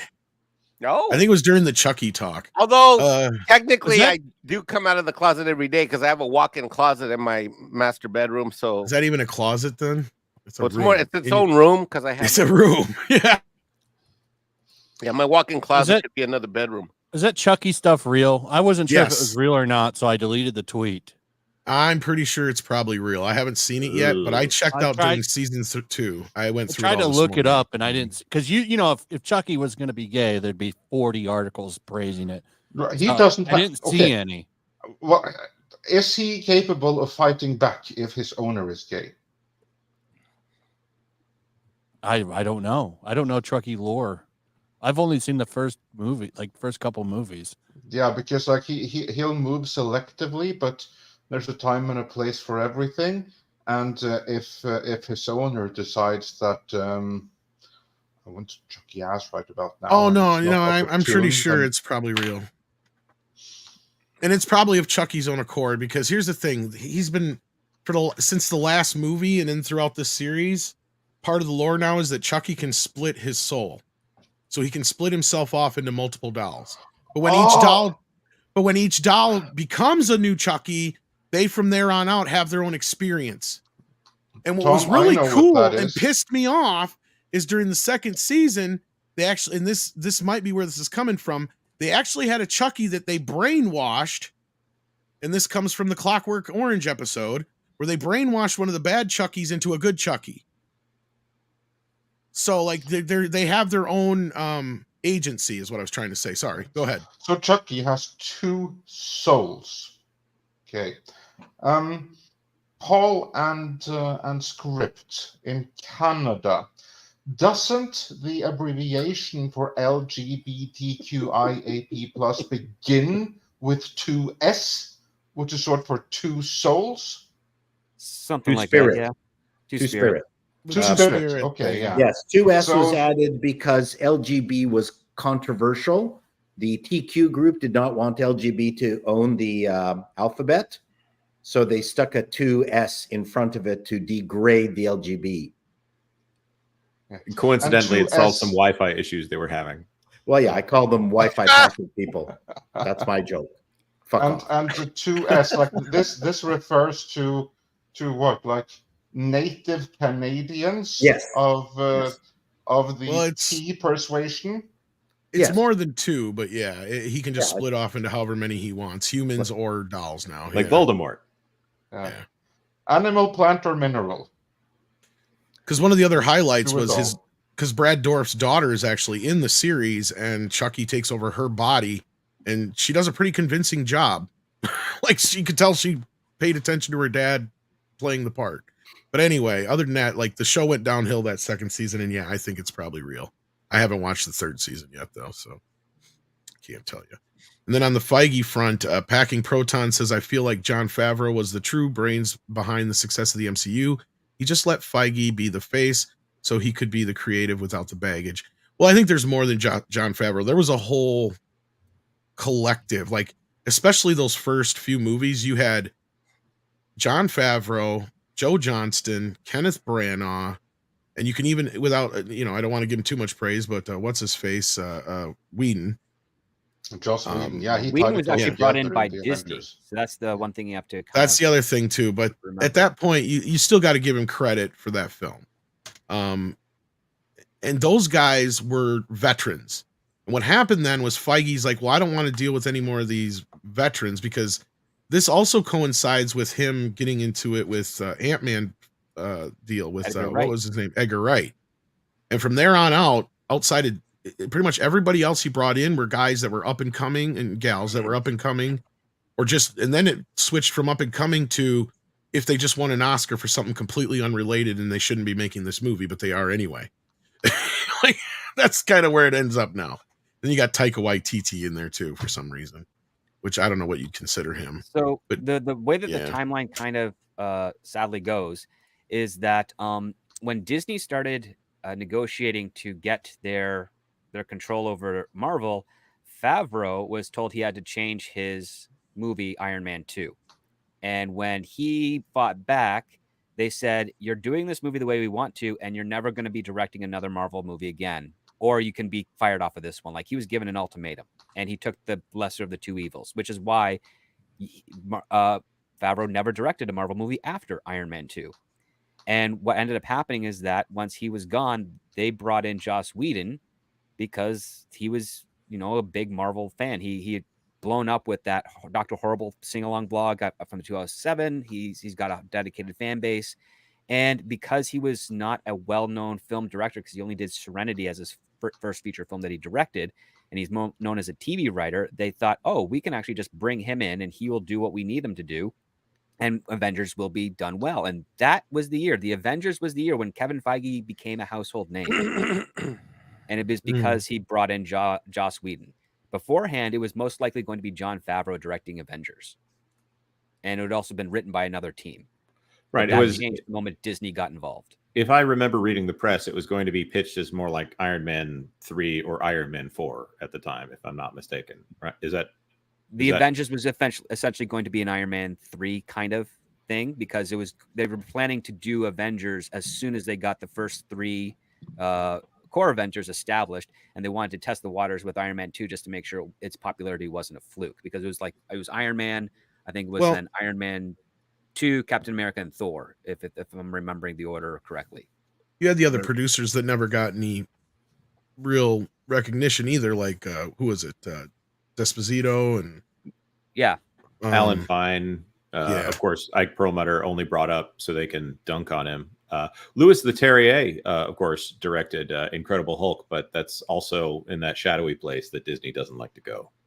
Well, that was bumped through Universal, and that was through basically another co-deal that they had, because they were also in the process of negotiating with Fox at the same time as they were negotiating with Sony to get all those things. And the Marvel Studios was going to be its own type of independent production company that was making distribution deals with all of these other studios as a home. But then Disney says, well, screw that. We want the whole kit and caboodle. And that's what they did. They bought the distribution contract that they had with Paramount. They basically squeezed out Fox and Sony and Universal. And they then started buying up stake in Marvel itself. But luckily, I mean, they don't own it the same way they own Lucasfilm. So there's some salvageable aspects to it there. And let's be real, Edward Norton directed The Incredible Hulk. Probably. To some Let, degree. let's be real here. All the other guy did was direct some of the action sequences, and that's about it, probably. Norton had like full control over that bitch because he's the one who was bumping heads with Marvel. So, right. It's also one of the rare instances was Feige has come out against one of his own stars or collaborators. It was very strange and very unlike him. He actually, unfortunately, yeah, the movie isn't better because Andre, you have that version, right? You have the Edward Norton cut, basically, don't you? I wait, do there's an Edward indeed. Norton cut? There is a Norton cut. And Andre, please, let's talk about that. If you can get me a copy, I would really love to see that. Well, don't get your hopes too high because it's not that much different, right? Basically, if you 95% of because basically the difference between the Norton cut and the studio cut is that the studio, they wanted a shorter, more action-laden, fast-paced cut, whereas Norton wanted something more introspective that would focus on him as an actor and his struggle and stuff like that. And so the big difference is the scenes. So the best parts of like a focus. Hulk thing.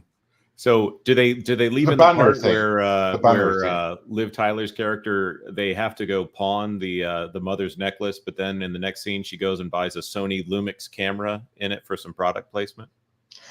I don't remember. What a mess that movie was. I like the Norton Hulk movie. I like aspects, but it's just it's so strange watching. It's way better than that. I loved it. The MCU. It's way better than that Ang Lee piece of shit. Oh yeah. Well, the irony is that yes, carry on, Tom. I was just gonna say Norton is the best actor so far to do it besides Bill Bixby. Let's be real, because Ruffalo sucks and Eric Bana was just there. And I don't hate the Ang Lee Hulk movie. I hate the last third of it. That's my problem with it. It goes off the rails once he's fighting a fart cloud. Like that, I'm like, what the fuck?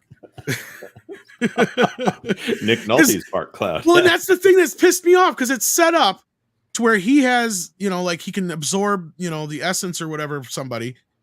It's like, okay, so you're setting it up. We're going to get an old man versus young man Hulk fight at the end. Oh, no, it turns into a fucking fart cloud. Like, what is it with these fucking movies now with fart clouds? It's either shooting shit in the sky or we get fart clouds.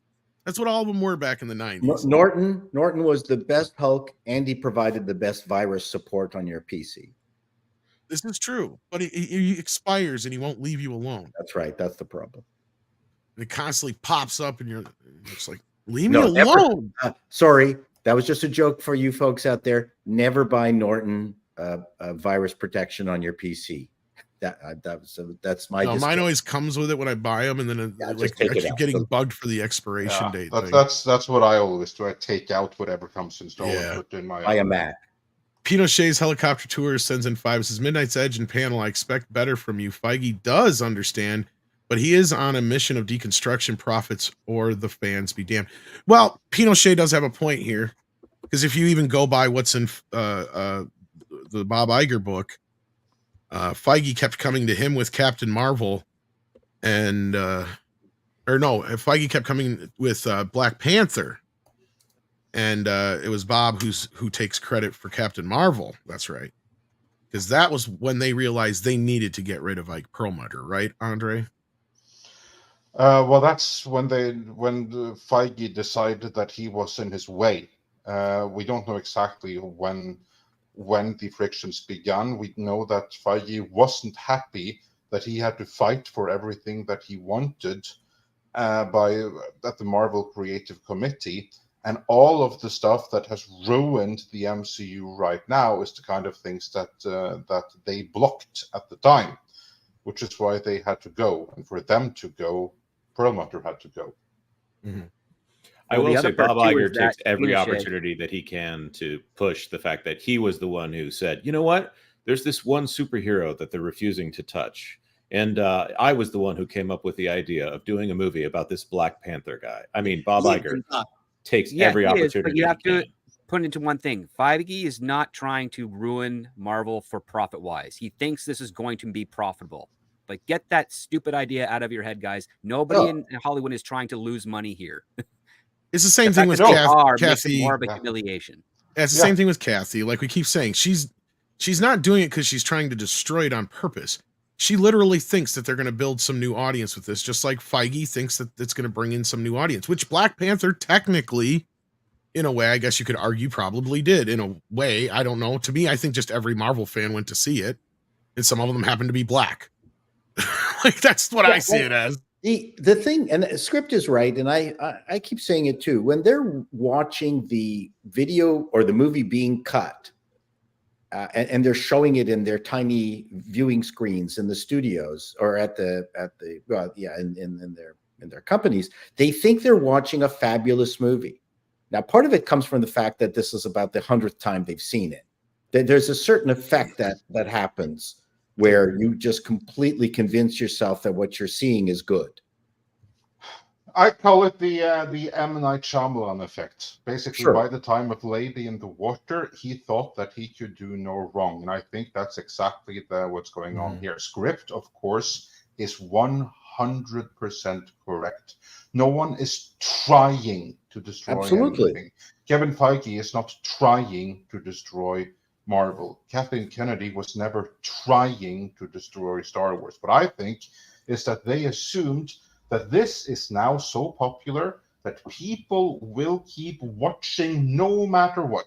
So we can now make these things more progressive and stand on the right side of history, and people will keep watching anyway. And not only that, more people are going to come, because now we are more inclusive and people can see themselves on screen. So all of those people that came before, they're definitely going to come now, because now they get to see themselves. It was an ideological decision, but it wasn't intended to destroy. That was just a byproduct of it. It took me a while to understand and accept what script would keep trying to tell me when he tell me that's a Midnight Edge After Dark. But I get it, and the way I understood it in my own life is it would be like Mexican Iron Man wants to be happy and in love for the rest of his life.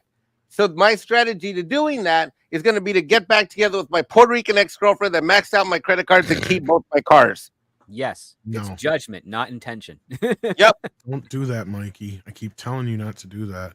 Well, I'm just saying that's the Kevin Feige way. Like how Kevin Feige looks at movies is how I look at so they're the same decision-making tree. If you read Kevin his book, Feige which Kevin he Smith. didn't write himself, the MCU Rise, the Rise of the MCU, or whatever it's called, it's written by 3 other authors, but it's heavily sourced from Kevin Feige and has access in a way that it's Kevin Feige told them what to write or approved of what they wrote, and Disney Legal probably signed off on it. He has never made a mistake in his entire career. It has only been the audience or other producers that have been wrong. So if you want to hear his thoughts on himself, go read that book. Then Pinochet follows up with another $5 and says, if I told you that the dollar will abandon for a CBDC, would that explain why studios are wasting money knowing they'll start with a clean slate? I don't think all studios are involved with that. I think it's like that is something that maybe some very top people in some studios, but certainly not all. It would explain all of Hollywood. And then we got a super chat here. Look at us to our next topic. Marksman117B sent this in earlier for $4.99. Says, so the streamer who put 30K on Grums, I recognized her from Hasten Sphere as a known call to action streamer who's done this before. Horrible person. So I thought it was 50K now. Yeah, it's Hassan Piker, by the way. He's related to Cenk Uygur from the the Young Turks. Is he now? Yeah. So he's a communist. communist. Know that? No, I don't follow this shit. So this is why you're here, Flash. Yeah, Yellow Flash. If you have a few minutes, then at least for the time that you do have left, take us through what's going on here. With sorry, I missed. What did you want me to talk about? I was looking at with the Grums. Grums. Oh, the Grums thing. Yeah, so he's had, I think his bounty's up to $50,000 now. Jesus. Somebody else posted. That's on what I Twitter. said. Yeah, I don't remember. I don't think it was Hassan that did it. Somebody posted 50,000. Was it Hassan? No, the super chat is saying it's related to Hassan Piker. This is the first time I've heard his name in relation to it. I just in that space, he's one of the most prominent streamers on Twitch, so it makes sense. That's the first I personally am hearing of it. Because I know Alyssa Marcetti loves him. She wants to fuck him. She's been pretty open about that. Whew, talk about low standards. Well, she's a super socialist communist, so I mean that does make sense if you think about it, because he's like the leader of Starbucks communists. I'm trying to think. John Trent from That Park Place has obviously been covering this pretty closely, but he doesn't have an article yet on it today. The last I see from That Park Place is 30K, but it would not surprise me if it's grown even more. Yeah, somebody posted, I'll up it to 50,000. I didn't see the name though. I just remember seeing that tweet and rolling my eyes, because I get that this is a joke, but the whole point that a lot of people have made is that if this was the other side, if this was somebody on this panel saying, yeah, I'm going to put out this $30,000 bounty to kill someone, like, they wouldn't be acting like it was a joke. No, they wouldn't. They'd be And sending not only reports that, to YouTube, they'd be sending reports to X. you'd have the FBI at your door. And not only that, you would, what if, and this is the other side of it too, what if one of these crazed people takes them seriously? They're not even taking that into consideration. These people are insane, and we've seen the stuff that they're capable of and what they want to do to people. And you know, if someone does get deranged enough to do something like that and go after someone, they'll be held accountable for it. Well, we'd like to think so, but the top amount I would do is $30 for someone to off Tom. Like, that's I knew it. I knew it was you that put that bounty on me. But you give me some gas money. Yellow Flash was my second one, but I knew it was Paul because he would want more, or he'd give more. I sent him a roll of bounty. Flash will do it for a gas card. I love it. Yeah, Flash will do it for less, but Paul loves me more, so he'll pay more. That's right. Yes, a Chili's coupon. I'm putting a Chili's coupon bounty on you, Tom. I actually would probably just rather have the case of bounty that you were threatening me with. Hey, now Chili's is okay. Now we might be able to work something out here. Okay. Baby back ribs. Are they any good anymore? Last time I ate it, I haven't been to one in forever. There's such a lack of antipathy towards people on the left sometimes. I mean, I to be quite frank, I am actually shocked at the number of kids who are protesting at all the different colleges in the United States who are avowed communists, like not even holding it back. Yeah, it's crazy. The number of communist organizations that are openly involved with this nonsense is insane. I can't believe the number of kids you've got down there at your universities who are supposed to try to get work afterwards, who are communists. Demonetized. Thank you. Yeah. Sorry. No, but it's a problem with the schools itself, with these teachers. Yeah. They're the ones that push a lot of this shit. A lot of them have that ideology, and they put it up in their classes. Yeah, and it comes from the parents down. Like, that's the problem. And I witnessed a lot of this. Them down. That's the problem. Well, it's between either the parents that don't pay attention to what their kids are doing, or it's the other side where you got the parents that act like their kids can do no wrong. Right. And that's kind of where, even the schools are facilitating a lot of this stuff. And I've told this story before, so I'll keep it real quick. I remember going in for a meeting once because of my kid's issues, and because he was autistic, I feel like they were letting him get away with too much because they were telling me all these things he had done wrong. And I finally had to just stop them, the teachers, because it was a round table with the teachers and the principal. And I said, time out. I said, what would happen if this was just, a kid who was not autistic or a kid who didn't have special needs? And nobody said anything. They all just kind of stood there. And then the principal finally said, well, they'd probably be, I can't remember if he said expelled or suspended, whatever the lesser of the two is. And I said, well, that's the problem. You guys are letting him get away with murder. Right. I said, and that's kind of the root of all this stuff. It's the participation generation bullshit. It's the parents either not paying attention or letting their kids get away with murder too, or expecting everybody else to not do anything. And I ran into the same thing when I had the video store, but when I worked at a video store, I had this kid one time coming through and literally knocking all the covers off the fucking shelves and stuff. And I said something to mom. I'm like, you're going to have him pick those up, right? And she's like, don't tell me how to parent my kid. I'm like, well, then get the fuck out. because I'm not going to sit here and let him do this to the entire fucking store. Right? Because she was like telling me that she's not going to stop. I'm like, are you going to stop him kind of thing? Like, yeah. No, she was just going to let him run willy-nilly and just knock all this shit off the fucking shelves and stuff and expect me to pick it up. Well, then make her pick it up. I tried. And that's what I told her, just to get the fuck out. I said, if you're not going to do anything about it, then just get the fuck out. She's like, well, I'm going to rent these. I said, no, you're not. Wow. And she got bitchy with me, and I just pointed at the right to refusal on the wall. And I said, get out before I call the cops, because he's going to damage something before too long. And she's like, well, he's only like 5 or 6 or whatever it was. And I'm like, I don't give a shit. You're not doing your job. Now get the fuck out. Yeah, control your child. That's what I told her. I said, control your child. I'm like, I got a kid. I wouldn't let him act like this. I'd have drug him out the store by now if he was doing this. Of course, I'll be the one here as the traditional Midwest homeschool parent, Christian, conservative, all that jazz.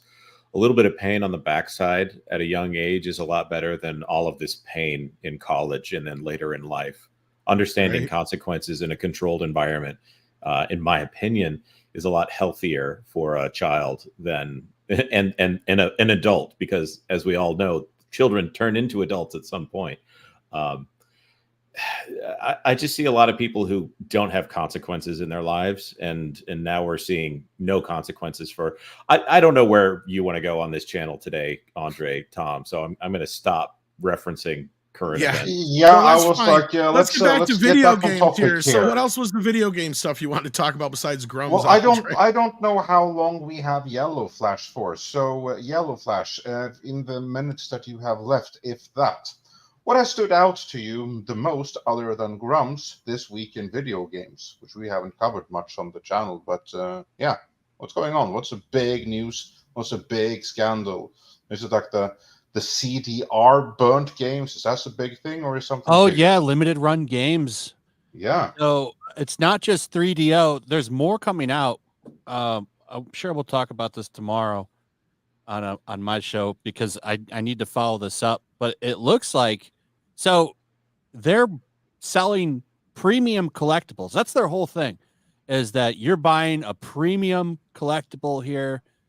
But what they're doing with these CD-based games is they're, instead of pressing them and giving you a quality disc, they're apparently using CDR burning. They're burning games to CDRs, like some shit you would go to Best Buy and buy a stack of. You know, burnt CDs, which don't hold up very well over time. And that's what they're using for 3DO, Sega CD. I think a couple of other CD-based platforms people were talking about. But if they release like an older game on a new physical release, like, and it's a CD-based game, like for their optical disc, they're using like burnt discs. They're going like the cheapest route possible. And in the meantime, they're saying, hey, here's this premium collectible that you can have. They're in some deep shit with people right now. And now, you know, I wonder if you were to take a close look at their Super Nintendo and Sega Genesis releases and stuff that they've put out before that are like retro re-releases. I wonder if like you would open up and find like a ROM, like a bootleg like type thing, not like a flash cart on there. Yeah, it'd be interesting to see if that's a thing. I know this is because that's a pretty big scandal for them, and this could damage the shit out of them. I mean, after that whole, remember they got fired, Kara from Ripiverse, for just basically liking Hogwarts Legacy, which was fucked up, man. And now they've got this dropping on all of their posts right now. If you go and look at the Limited Run Games Twitter account, like every post they make, people are up there like asking them like, what the fuck? You can't produce CDR copies and say that they're limited run. It's true. Good. I'm curious to see what comes out of this. Are they trying to claim they're made on demand or something like that? Or they haven't said anything, Tom. Oh wow, so they're not even addressing it at all. Yeah, I'm guessing that they're going to just try to sweep it under the rug. That's what it looks like. Or they're brainstorming right now, trying to figure out how to. There's actually an easy way around it, because this is how the movie companies get away with it. Like Warner Archive for the longest time before they would literally send you like burnt discs, but they would say right on the thing, let you know they're MOD. They're made on demand. So like, yeah, it's you expect it then, but that's all they have to do is. That's not the way Limited Runs pitches it. They're selling you premium collectibles. That's bullshit then. Yeah. Yeah, it is. Yeah, see, Elizabeth Youngs knows what I'm talking about here. Yeah.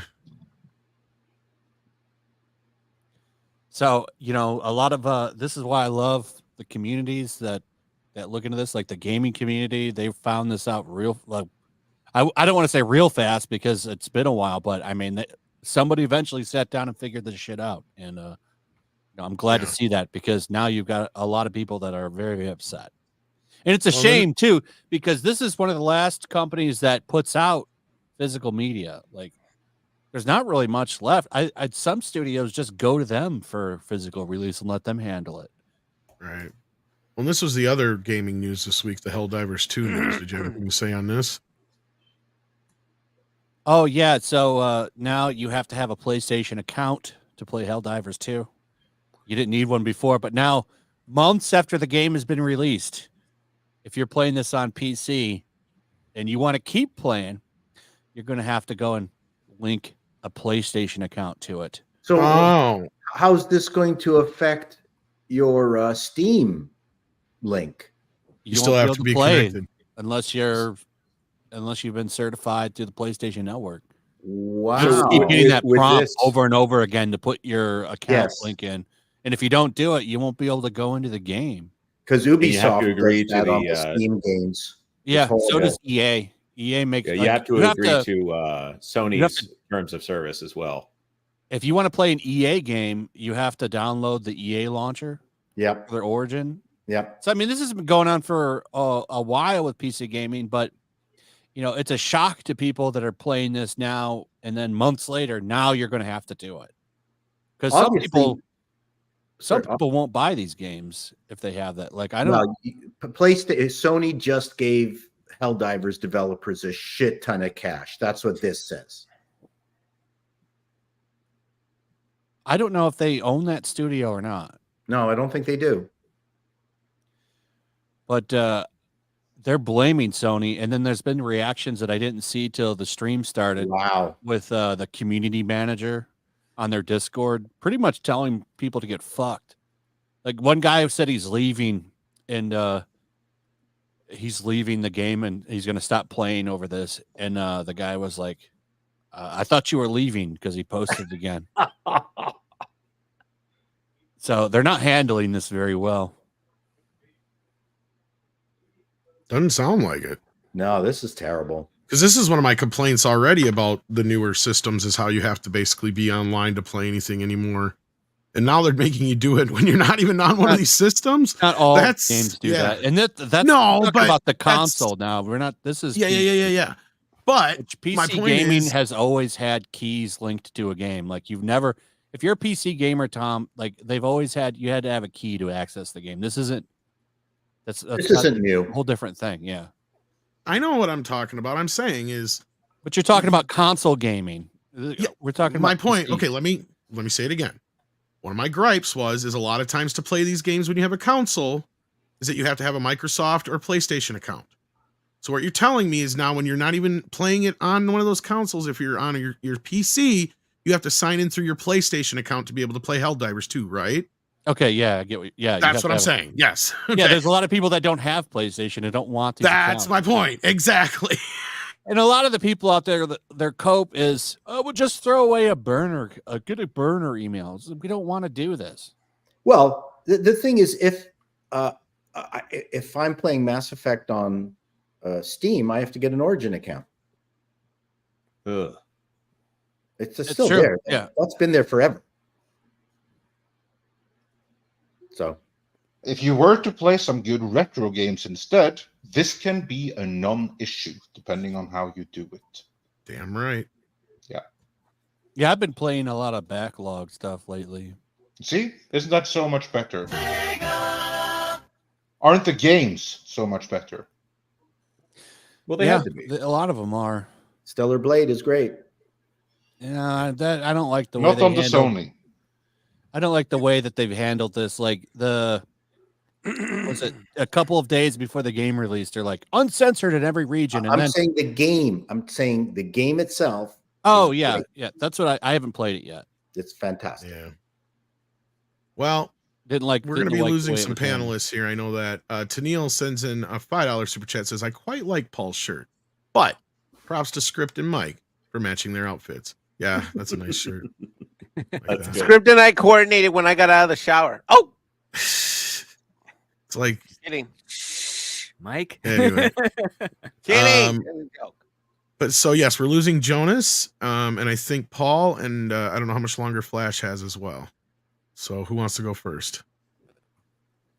Fight it out. Well, I'll go ahead and start talking and see what happens. Later today on That Park Place, we'll be breaking a little bit of news. It's also WDW Pro has a similar scoop talking about the Mandalorian season 4 / the Mandalorian Grogu movie. Mm-hmm. Oh.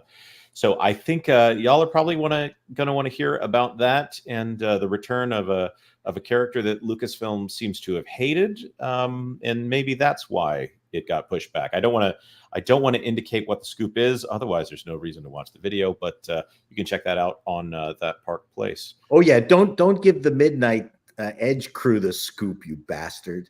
Oh, I'll just tell you in the private chat. But yeah. Awesome. Thanks for having me on. Such a blast to be back after so long. Since I played nice, Tom allowed me back on the panel. Yeah. Well, thank you, Jonas. We love having you. You're always available. Yeah, Whenever you're always available. welcome. Yeah, always welcome. Thank you so much, guys. Talk to you later. And Flash, good to be on the panel with you. See you. Very good seeing you, Jonas. Yeah, excellent. Take care. Okay, Paul, I think you had to go next. Sure. I'm fine. I like how Jonas likes to chat up our privates. I just want to point that out. I've got it's the way my brain thinks. I've got a video up, which Andre mentioned, on what's happened to the Premier Animation house or school in Canada with because of DEI, and it follows up. It's connected with what Film Threat was doing with their D files and what Disney is doing to their animators, and how things have flipped in animation, that the classes now are like 25 females, 3 males. No one would have thought of that giant change taking place, but I guess some of that has to come with women in animation. And, well, when the men know that they're not welcome, yeah, there's no hope for them. There's no. They might as well give up. Why bother? It's no longer for them. Why bother? And then that was a great video. So I'm going to reference that in my long overdue coverage of the final D files. And so now I have your coverage there as well. Boys tend to be shit disturbers, which that's no longer welcome in schools. So, anyways, watch that. That video is doing actually better than I thought, considering what an inside baseball video it is. And a weekend is coming up where I'm not going to be doing anything, which is always nice. And nice to see everybody. I owe you some stuff. Script. Oh. It's coming soon. Mike, we'll talk on the weekend, hopefully. Heck yeah. Coming this summer. Yep. It's the blockbuster everybody wants. It's the reunion of Mr. Canoe Head and Mexican Iron Man. Mr. Cannoli Head and Mr. Mexican Canoe Head. Did I say cannoli or did I say canoe? No, it sounded like you said cannoli. Canoe Head and Canoe Mexican Head, Iron Man shall reunite. Bye, everyone. Have a good weekend. Bye, Paul. Take care. And finally, Yellow Flash. I don't know how long you have. You also was there any more news you wanted to cover on the way out? Off the top of my head, that was the biggest stuff. Is there anything you wanted to talk about? Well,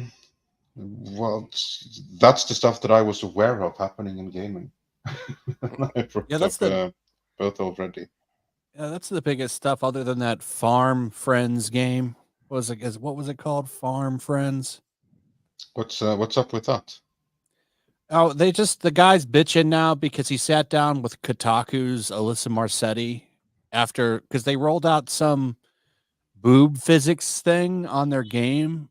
And of course, the usual suspects were mad about the boobies, and Alyssa Marcetti interviewed him and kind of got him to say some things that he didn't want to say. Now he's getting shit and he's all mad about it because he called people that basically he said people that like stuff that Eve from Stellar Blade has are creeps and they should get girlfriends. And I'm not going over very well, so he's very upset about it. So he's upset about Farm folks is the name about his own words being taken in context. Well, he's saying they're taken out of context, and he's blaming language barriers on it. But it's like, you work in the video game industry, dude. How do you not know about Kotaku? Yeah, well, basically, you knew exactly what you were getting into. It sounds to me like it's the standard taking out the context. When no, you're probably exactly in context, and it's fairly fair representation because that's usually the case. Yeah, that's kind of the biggest stuff this week. Yeah, so relatively quiet week in video games then, where recent history is concerned. Yeah. Yeah. Well, outside of Grum's being the hit on Grum's, but yeah. Oh yeah, well we talked about it though. Yeah, we mentioned that already, and saying Grump discs. I mean, I'd say that's a pretty big deal. I'm gonna say again, like, play retro games. I'll give you a recommendation right now. Phantom 2040. You can find it. It's it was released both for the Sega Mega Drive and for the Super Nintendo. It's a fantastic game, tremendously underrated. Metroidvania and one of the absolute best, most underrated gems in the genre. Go check it out and forget about this modern day AAA drivel that hates you. I've been playing Fallout 4.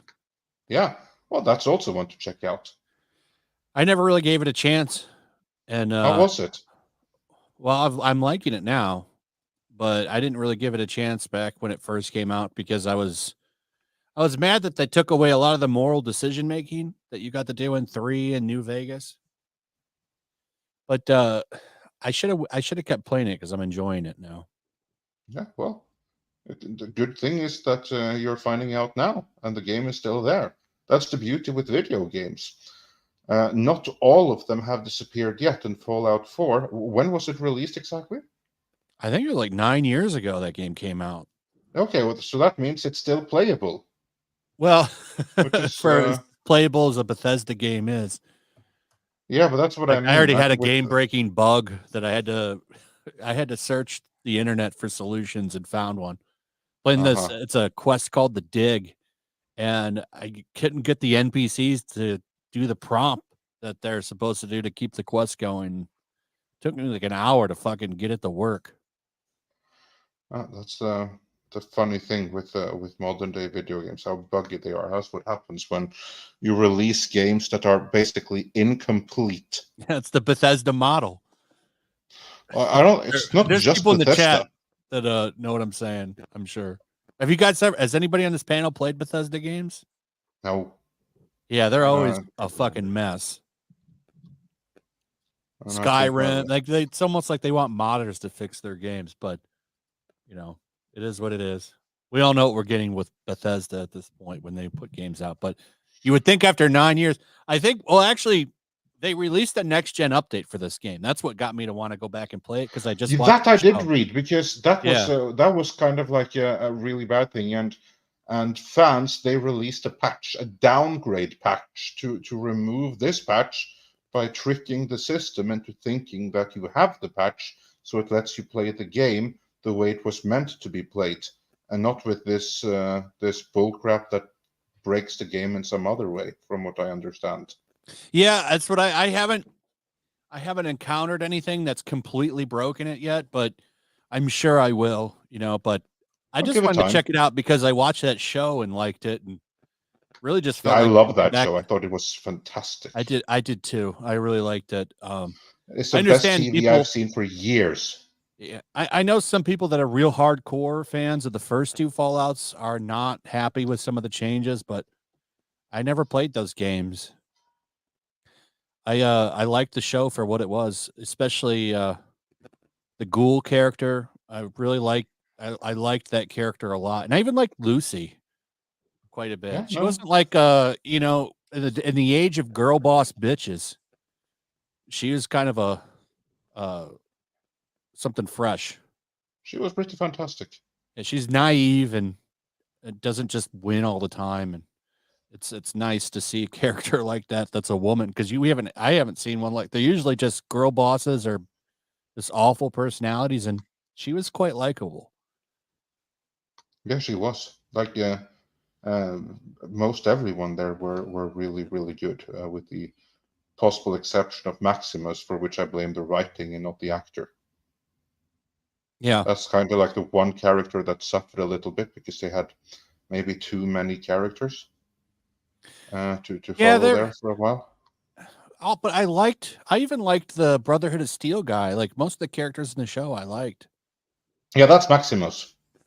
Yeah, Maximus, he was I liked him too. The only ones I didn't like were some of the people in the vault that she came from, like her brother. I thought he's kind of a wimp.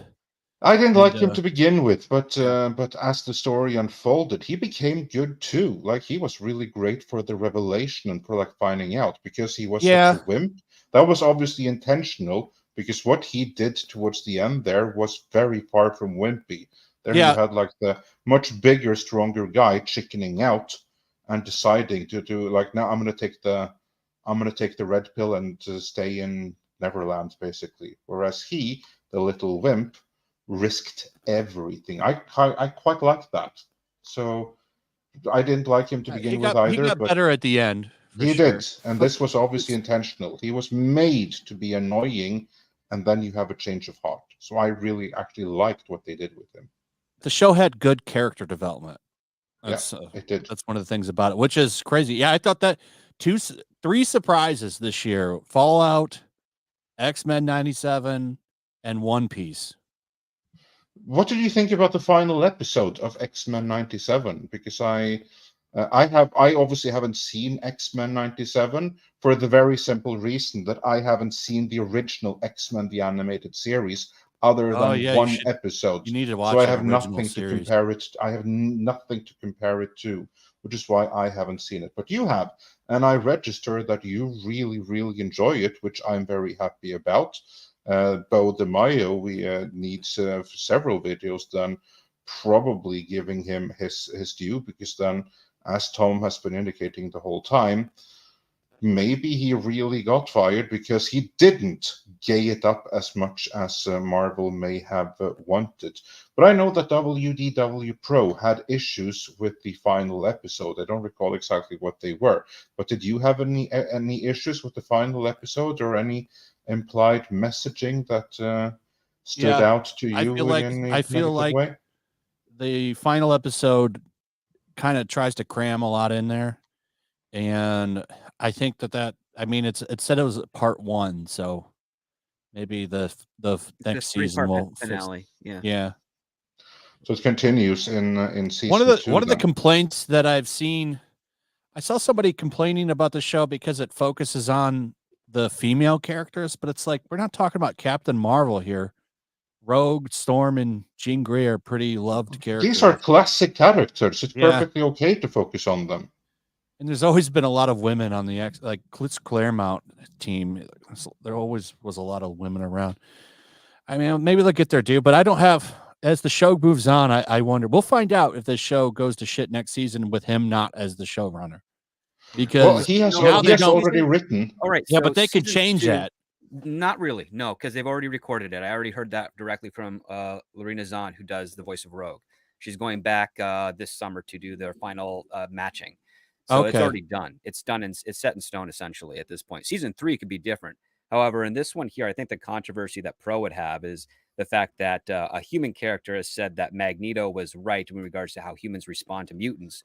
But I think that's probably just going to be the arc, and the fact that it's not a broad stroke point of what Magneto has said. It's basically, like, again, in the X-Men universe, it's not all humans hate mutants. It's some humans are afraid of them, and their actions are what caused the controversy that has divided the mutants. And then their mutants themselves have their own point of view. There are bad mutants, there are good mutants.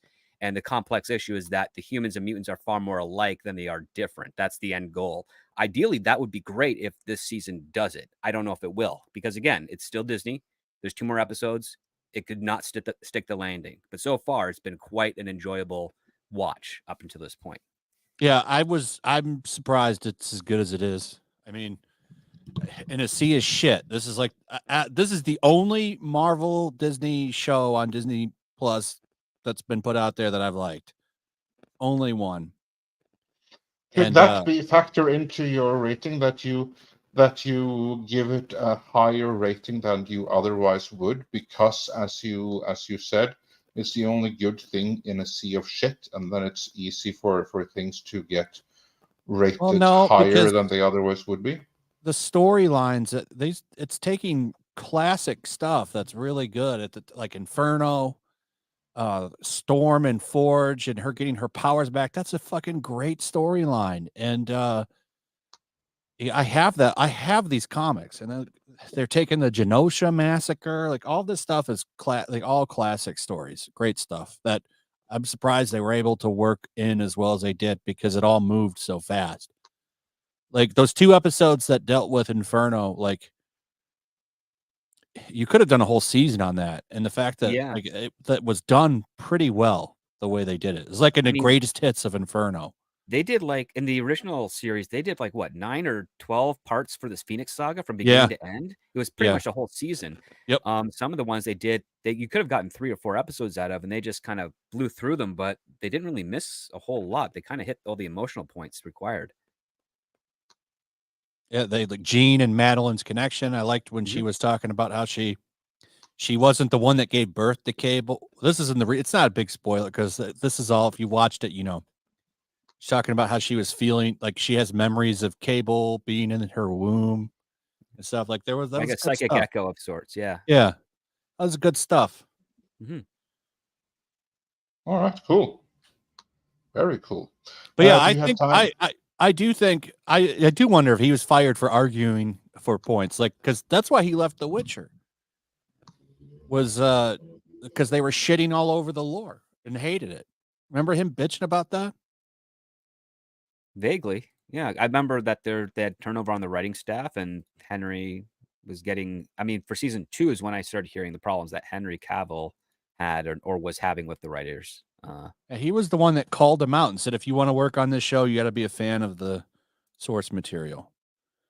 So, you know, he's one of the few guys out there that's like a crazy woke liberal, but can set that shit aside and actually craft something up.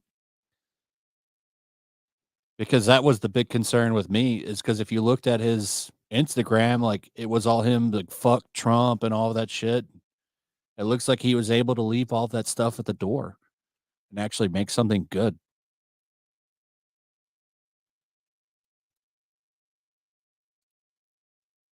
Yeah, I agree with that. Yeah, And, we'll have to see. Yeah, go ahead. Sorry, Andrew. Yeah, no, I was just saying, yeah, I agree with that. And he did win a lot of fan goodwill with his comments on The Witcher, where he did publicly call out the showrunners, and it would appear right now that he did so for a good reason. I'd like to know why he got fired. Me too. I don't think it was his OnlyFans stuff, because as people have they're pointed claiming out, he was difficult to work with. That's what the official. That's why I wonder. It's because reason he didn't was. want to toe the line. It wasn't his OnlyFans. They knew about his OnlyFans before they hired him. So and we know that kind of stuff, Flash, doesn't bother them. So, yeah, you know, That's what I said. they're all about butthole showings and stuff. Yeah. And that's what I mean. Like, look at it. And that's just it. I mean, sure, he can be as liberal as hell, but he's our age. He grew up on this shit. He probably really did watch X-Men every friggin' Saturday. That might be, and I think he even said that was one of the things that got him into comic books and shit. So that's very possible. I know a lot of people that show got them into that. Between that and Batman, the animated series, are things that kind of got them into comics. Are probably the things I hear most out of our generation. I was into X-Men before that show, but the show So was I, but that helped. It only strengthened my it went from me being the only one both. person in the world who knew who Wolverine was in my school to all of us knowing. Exactly, yeah. That show did a big boost for that brand. We'll see. I think they're going to do a whole 90s timeline now, the way they've been hinting at it. Because we reported that they had said they're going to do Spider-Man 90, whatever, 98 or 97 or whatever the animated series 90s one. Oh man, are they going to do the Incredible Hulk 93 or I don't something? know. Or the Fantastic Four 95? they're definitely going to do Avengers versus X-Men for sure. Probably. God, That'll also, probably Been hearing be those season. rumors too. Season 3 of Iron Captain Man. with America Robert was Hayes already coming in the back. show Yeah. because he confronts Rogue. Yep. Was it a different version of Captain America, or was it supposed to be the MCU version? It was from the Captain original America. series. However, Yeah. they did get a guy that sounds a lot like Josh Brolin to voice Cable. Mm. But I think he's the original voice actor for Gambit. So Captain that's America was in Spider-Man the 90s cartoon because Yep. they did a Secret Wars. Okay, so that's what I was saying. Yeah. They did a Secret Wars crossover, and they had Spider-Man, Storm. Who was on Fantastic that team? Four. It was It was Fantastic Spider-Man, Four, Storm, Captain and America. they brought back Robert Hayes from Airplane to voice Iron Man in the several Spider-Man episodes back in the day. So they had a kind of a continuity. The thing that's funny is that what's his name? The guy who is in that Angel Studio movie who played sort of like the devil. I keep forgetting his name. The white-haired. Oh, dude. the guy who's going to be in Tulsa King season 2. I know who you're talking about. So he did the voice of Bruce Banner. Neil McDonough or something. Neil like that. McDonough. Yep. Yeah. So he did the voice of Bruce Banner for 2 seasons in the Incredible Hulk cartoon in the early 90s. So if they want to start bringing, original voice actors back, he's going to have a price tag associated with him. So they're probably going to recast that guy if they start doing a 90s spin-off of all these cartoon shows. Well, so I mean, it doesn't ruin anything. There's a 2-second Spider-Man cameo in the final episode of this season's 97. And I read that it was the voice actor who did Peter Parker in the 90s show. Yeah, to make like the sounds that he made in there. The grunts, yeah. Yeah. It's the guy who played Greg Brady in the Brady Bunch movies from the 90s as well. Same guy, same actor.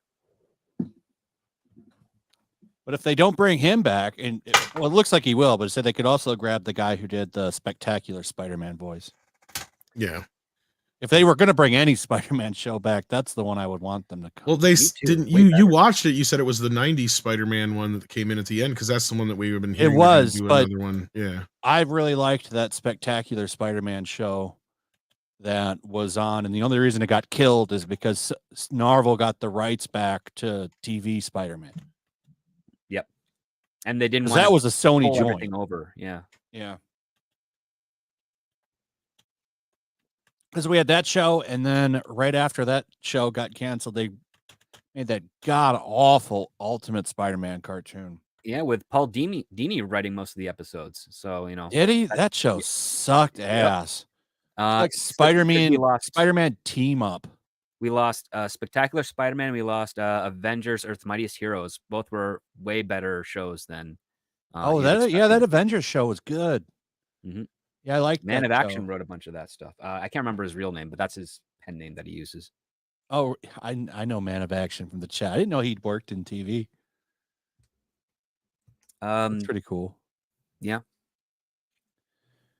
But yeah, not Man of Action from the chat, but like his pen name is Man of Action. He's done that for like 12 or 14 years has been his pen name. Okay. So yeah, we'll see. I mean, even with as good as the show is, I still would have reservations about the 90s Spider-Man show coming back because who are they going to get to work on that? We'll see. I guess that's a good question. Judgment until I see it. Yeah. And I mean, that's the thing and if they only really planned on going 2 seasons with this show anyway, and they don't want to deal with him anymore, maybe he was being difficult, but it's the same thing like with The Witcher. That's the way I see it. Those people saw him as difficult too. So he's probably just butting heads with people as far as, not changing things to the way they want him to and getting it as gayed up as they wanted it to be and all that shit. Because I mean, he was out there talking about it, but you guys haven't said it's like chuck full of woke. So yeah. No, but here's the other part too. The difficulty. It's got some elements that could be considered woke, but a lot of that is always X-Men versus humans has always been a thing. Like mutants and humans. It's just when you say about woke, it's like the biggest problem is, and this is the problem with the X-Men comics of Right. today, is you had highly talented people telling these stories back in the day. Like they could do this right. The people making shit today mostly are all garbage at it because they go over the top, and they don't know nuance. And yeah. And that's a real big important factor, because when you're having a difficulty on set, it means that there's some sort of passion going on with approach to the project. And you kind of want that, because a lot of productions, some of the favorite shows and feature films we have had a lot of difficulty on sets because they're trying to make the best thing they can. And when you exercise those guys out of the production, you're making things homogenized, you're making things, towing the company line, and you're not necessarily making things for the product's sake, you're making things for the producers. And that's the difference. Is like, when you take a look at a show like Seinfeld, like Jerry Seinfeld and Larry David, they worked well together, but they also had massive arguments as well as to what direction they're going to take each episode. But guess what? They were mature, they're professional, they worked through it, and they created Seinfeld, which is one of the biggest sitcoms of the 90s. The same thing could be said for a whole other set of issues. Well, sometimes you need that. Kane had a huge amount of difficulties with Orson Welles in the studio with RKO and him trying to get his film, but people loved that movie. Same thing with Casablanca. Well, Star Wars had tons of difficulties. George Lucas barely talked on that production, yet you have passionate people working to try and get things done. In the writing phase, it's important, I think, to sometimes have somebody to do that. And I'm sure, Script, you know what I'm talking about, being a script doctor, because working with people in the past on writing stuff, when you have those arguments, sometimes they're the best. They get you to the best place in the script, because you may want something, but then the other person is challenging you to explain why and fight for that reason why. And if you can't come up with a good reason why, then you start to realize, well, maybe it's not as important as I thought, or vice versa. Yep. Your argument makes the other person realize that, oh, this is important, and that adds to this. And then from there, it adds a snowball effect. And that push and pull can be very important to these kind of projects. Yeah, because if you're able to explain why it's important, but that explanation is not explain why it's important to make Iceman gay. Exactly. And if you can't come up with a good Iceman was explanation never for that, gay. you don't need it. But if you do I saw somebody in the chat, then you explore it and you have fun. But somebody in the chat was bringing that up. That's wonderful, but you have to have the explanation integrated into the reason why you're doing it. And it has to be done in a subtle way. It's not enough to just say, we're going to make him gay because he's gay. If you can come up with a great reason for it, it's like, well, okay, that reason there, that has to factor into the actual story itself. You can't just have that in the background. You can't just have that as a behind the scenes thing. No explanation that justifies it to the audience. It needs to be in there. And if you don't have that reason, then it's like, well, then you're just doing something for political points or your own personal agenda, which is case, all, it's not that's useful. all the X-Men comics do now. It's done for something. Like recently they retconned Nightcrawler's origin again to have it be Mystique and Destiny had a butt baby with him, and that's a stupid retcon, and that's the kind of shit like people are talking about when they're woken up X-Men. But the X-Men was always woke. Well, that was one of the things it was done with class, and it was done well. It wasn't just Jean Grey went into Iceman's head and made him fucking gay, which is exactly what they did. Which that should be an evil storyline that you follow with Jean Grey, right? Someone that's being brainwashed into having a different identity, and Jean is abusing her powers. The story is not about Iceman; it's about Jean Grey doing that. Like that's the creative aspect that you go through, right? Did they do that in the comics when they did that? I don't recall it. No, she just looked in his head and said he was gay. Yeah. Iceman was always slaying ass. He didn't. Well, so are they saying that he wasn't the one getting his ass slayed? Yeah, see, and that's the thing. I don't even think they're sitting there asking themselves the question is that, okay, so if it's a bad guy making him gay, they also made him a very flamboyant gay man, which he never was. See, and it sounds to me like they're making. If anything, he was more like yeah. Johnny Storm, but they fucking changed it completely. It's a joke. Which that's a reason. That's a reason. Now you just said that right there. Now, if somebody come to me and said, I need a good reason why this character should be gay, well, then I'd be like, well, you already have 2 or 3 characters that are exactly the fucking same. That's why. See, that's a better reason than some other convoluted bullshit. Because that actually, then you come up with a good reason why that is in the story then. But it's just ridiculous. That doesn't fucking matter so much. I mean, it only, and this kind of takes us back to the whole Chucky thing before, is like, I didn't care in the first season when it was just kind of there. right? And these characters, okay, they're gay, and that's kind of where the first season is. It's the second season and the third season now where they're just going overboard with it. Like, even the first episode of the second season was all about the gay couple. It's like, I don't care about this shit. I just want to see Chucky fucking kill people. It's kind of the same thing with X-Men. You know, I don't care about their relationships that much. In the new X-Men comics, it was funny because they all moved to this island nation, and Professor X tells them, make babies, we need more mutant babies, but then all of them are gay. Like, it seems like 95% of the X-Men are gay now. So it's like, well, how are they going to make those mutant babies when they're just fucking each other? Wait, that happened, or is that like a parody or something? I'm exaggerating the number there, but it seems like most of the main X-Men that you see, like half of it is about their sexuality now. Like, well, that's what I mean. I think they're even hinting that Rogue is fucking bi now, which is a complete joke. Also, they're just going with the baseline bi bullshit like Star Trek. Yeah. I don't know. I stopped reading a lot of this shit. I don't read a lot of new comics outside of the Energon universe and a couple other here and there. I go back to the back issues. I promise you, that's an antidote to all of that other crap. Right. Now, back issues, I've been reading a lot of old X-Men. Just read it in front today. X-Men anymore is just... Super fucking gay. At least that's what you're telling me anyway. Yeah. All right, guys, I got to jump out. All right. Thank you so much for being here. Flash. Appreciate Bye, it. Flash. You're hilarious today. Thanks. I see you thanks guys. for joining us. We love it whenever you have the opportunity to join us. Yeah, for sure. Thanks for having me. Absolutely. Peace, guys. Take care. Let's get into some of these super chats. I know we're going to be losing. Yeah, let's do for that. too long too. Let's speed run through the rest here. I just want to thank Crazy Cat for his donation. Whatever he said got deleted by Google, so I know he's. I saw that.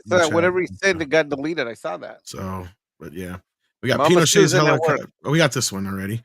Matthias Fredriksson sends in 20. That's Swedish, right? Yes, that's Swedish krona. That's what I thought. Andre. Yeah. How long were you in finances? He asks. How long's it been? Let's see, 18 years, and I've done quite a few things in that. Mostly fund administration.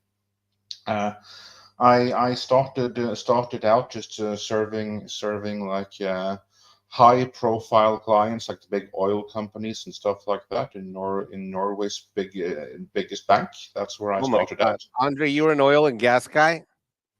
No, I wasn't. But I was like one of those that whenever one of the oil and gas guys had a need for their bank and they needed it done now, I was one of the go-to guys that made whatever they needed happen. I got my start in the controllers group of Exxon Mobil International. I could have interacted with you if I had stayed working at Exxon. You know what? That very well could be, because it would be guys like you who are like, we need this, and figure what's this thing here, and I would be the go-getter finding that. That's how I started, and then I did fund administration for quite a few years, mostly funds pertaining to commodities, and that's how I started with Midnight's Edge, because really, when you look at Hollywood, it's just another investment. It's just another commodity. That's how I was able to basically just transfer my knowledge from that into Hollywood, reading the financial statements, or seeing through the bullshit. Right. Because it's just another investment commodity. So I know those types. I see through it all, and that's what I do with Midnight's Edge. And since then, most of what I have been doing is the interaction between markets and technology, so fintech. So I was never a trader. I was always more on the technical and mercantile side of things. Never a trader. Trader! No. Paulus Plain sends in 100 Norwegian krona. So Sweet Baby Ink Detected is up to 383,675 curated followers. Yes, and I was just that reminds me, I gotta get back on my Discord to see what they're talking about. I was talking about the getting onto the movie and television side of things with their list on the website as well. Dark King sends in a 5 Australian, says, Where is Sony getting the money from? PlayStation is the only part of the company that is still profitable, last I checked, at least. Well, the movie side has been doing better since Tom Rothman took over. Now, they haven't had any like massive hits, but they haven't had any massive misses either, to where like they've lost a shit ton of money like Disney has in the last couple of years either, I would say. Like Ghostbusters is a great example of a movie that will just skate by doing good enough in theaters that video on demand and whatever deal they have with Netflix and stuff like that will probably make the film profitable. Barely. That's kind of where Sony is, if that makes sense. But then they have a few things like Madam Web. But the reason why that is not as big a hit is like something like Disney has done. Tom Rothman has done a pretty good job over there of making sure these films don't cost a shit ton of money. Because somebody remind me, wasn't the Madam Web budget only like $80 million or $75 million or something it was like that? relatively sober. Yeah. It was it came out like they reported that it was 80 million, and then it came out that actually it was more than 100 million. But it wasn't much more than 100 million, so it wasn't a complete and total disaster. It wasn't like a $250 million flop or something like that. It was little bit more than 100 million in production cost, and they knew they had a bomb on their hands, so they really saved money on marketing, just like Tom Rothman did when he came in with Ghostbusters. He said, I'll stinker, cut the budget and cut the advertising. Well, here's a good example. Morbius. It did horrible, but it didn't do so bad that I believe whatever deal they had with Netflix, because Sony has a first deal with Netflix to where their movies go straight to Netflix, and I don't remember how much they pay per movie, but yeah, so that like movie wasn't as bad off as people would think either, because of that kind of a deal. But see, Morbius also played better in theaters than Madam Web did.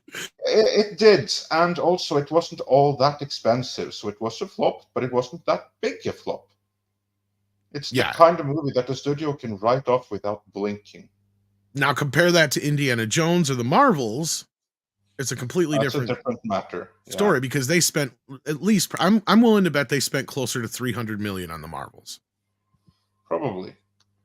So that put that into perspective, because I think Culture was right. Add another 100 million at least to that amount they have there in that Deadline article. Let's put it this way. They spent the same thing on the Marvels as Sony spent on Madam Web, Morbius, and the upcoming Craven combined on that one movie. And I think you're still going to have money left over, Andre.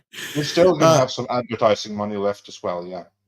And then Dark King, to answer the other part of it, though, where are they getting the money? That's where that other investor group, Apollo, is that if they are Apollo? Is there an investor group, or what are they? Somebody help me out here. That's where I think they're getting part of the money from. Well, they're an investment fund. That's what I thought, yeah. So that's where the money's coming from. There you go. That answers that, unless anybody else had more to say on that. Chaos Sonic 1 sends in 5 and says RGE, Raging Golden Eagle, I believe he means. And I've been proven right, as Sony still hasn't changed. Are still censorship happy, especially with censoring Type Moon Works. Beep them. Yeah, I think I know what you're talking about here. Yeah, this is kind of what I was getting at earlier. But yeah. By the way, the thing that Apollo's doing this is pretty big, because Apollo only has a market cap of like 60 billion right now. Mm-hmm.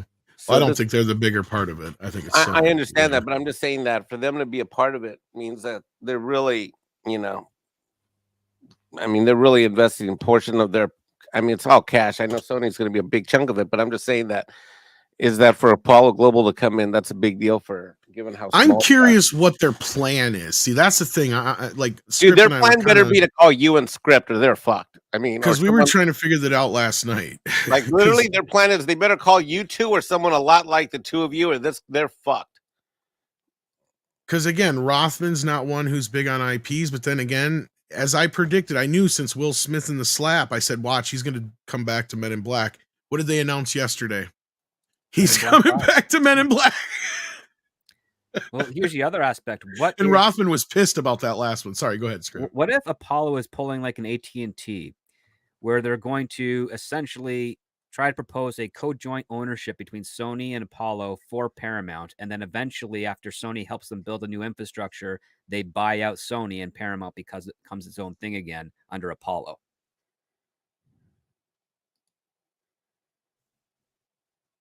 Maybe. Yeah, but Apollo's always been an investment fund. They've never. They never actually owned anything. Yeah, They've exactly. never. Weird. They've taken pieces of things that are speculative or shorter long-term plays, but they're not like that per se. I know that. I mean, even though they've been around the Hollywood circles forever, they're not. I can't see that happening. If that happens, flip or script, then they would flip it. They should flip it. Being that they're the minority, I would figure they're And just more or less. hopefully retire off that debt. You know, like kind of like what your structure script, but then flip it out, and hopefully it gets more than the 26 billion, and they dump it for like 40 to 60 bill on the open market. But then God knows who the hell would take it then, because they're gonna have to, like you said, they're gonna have to. I hold that the FTC can be bought pretty easily one way or the other. That being said, I don't think a deal like this can survive scrutiny of 2 rounds of that within a 5 or 10 year period. Well, we'll have to see how that works out. And then Sergeant Point Blank on that note sends in $5 and says, do you think Sony could put out a good Star Trek movie? No. They aren't as woke as most studios now. Well, as long as they don't have to be underneath any previous bullshit, they can start anew or afresh. With Kurtzman, afresh. Well, I mean, the funny part is that given how much Kurtzman has spent on every Star Trek property he has done, if Sony is involved and they see that number, they're going to be like, no, you get half. And that's them being They're charitable. going to bulk at that. Yeah. But otherwise, if they don't have to deal with Kurtzman and they can completely, and Skydance and Bad Robot, and they can start fresh, honestly, what I would do is leap off of the success of Picard Season 3 and get a TNG movie into production right now, like tomorrow. Because I'm sure Metalis already has some plans. I'm not saying I would necessarily have him direct it. I'd have him maybe co-write and executive produce, get yourself, and then you got to find yourself a director who can do a good job on a budget. So yeah, so Terry clearly Metalis that's gets not hired again. I'm going to give him a budget to go to fucking Home Depot and buy some damn light bulbs before he starts shooting again. well, and a lot of that probably wasn't his choices, Mike, but like he had to keep light it bulbs are every man's choice. He bought as many light bulbs as he could afford, and he put them all in the Enterprise D set. I mean, yeah. And I mean, I'm not saying he's the savior of Star Trek or anything. I'm just saying because he set this up. That's the thing. Otherwise, just go with somebody new who knows what they're doing. One who has done any worthwhile Star Trek these past 20 years. But I mean, I'm kind of in the middle on that show. See, that's the thing. I never finished it because I watched it and I'm like, okay, it's basically like a TNG movie. It's not adhering so much to the show as it is. We're just going to have some fun with this crew, which is fine. But people are saying Frakes in the track. Maybe that'd be a good way to get. But then again, he's lost a lot of goodwill with some of the fans too. So Frakes still directs, Strange New Worlds, Discovery, all those shows. Which still suck. Yeah. Yeah, but he's just for hire at that point. He's but a yeah, professional. That's his job now. Like he's a collaborator. Yeah, but he has no choice. But he can't be like, no, I'm not doing this because Star Trek is this or that. That Star Trek ain't coming back anytime soon, and he's smart enough to know that. And he also knows I'm a TV director now. I refuse this, I might get a reputation that's going to hurt my future opportunities. So I can kind of like see why he would take the opportunity. They get to siphon off of his name. He gets more directing opportunities, and he doesn't get a reputation for being difficult, for not having taken this job for whatever reason. So I wasn't going to hold that against him too much, because he is a director now, and a TV director that can't afford to remember this. He's also a white male TV director. Frakes has got to eat. I'll give him that. I'm not going to hold him back on, and that's not a bad idea for that. And then the next thing I do right away is, since Sony has a good relationship with Tarantino, I'd be like, hey, T, directing one of these I know is probably out the window, but how would you like to write one of these?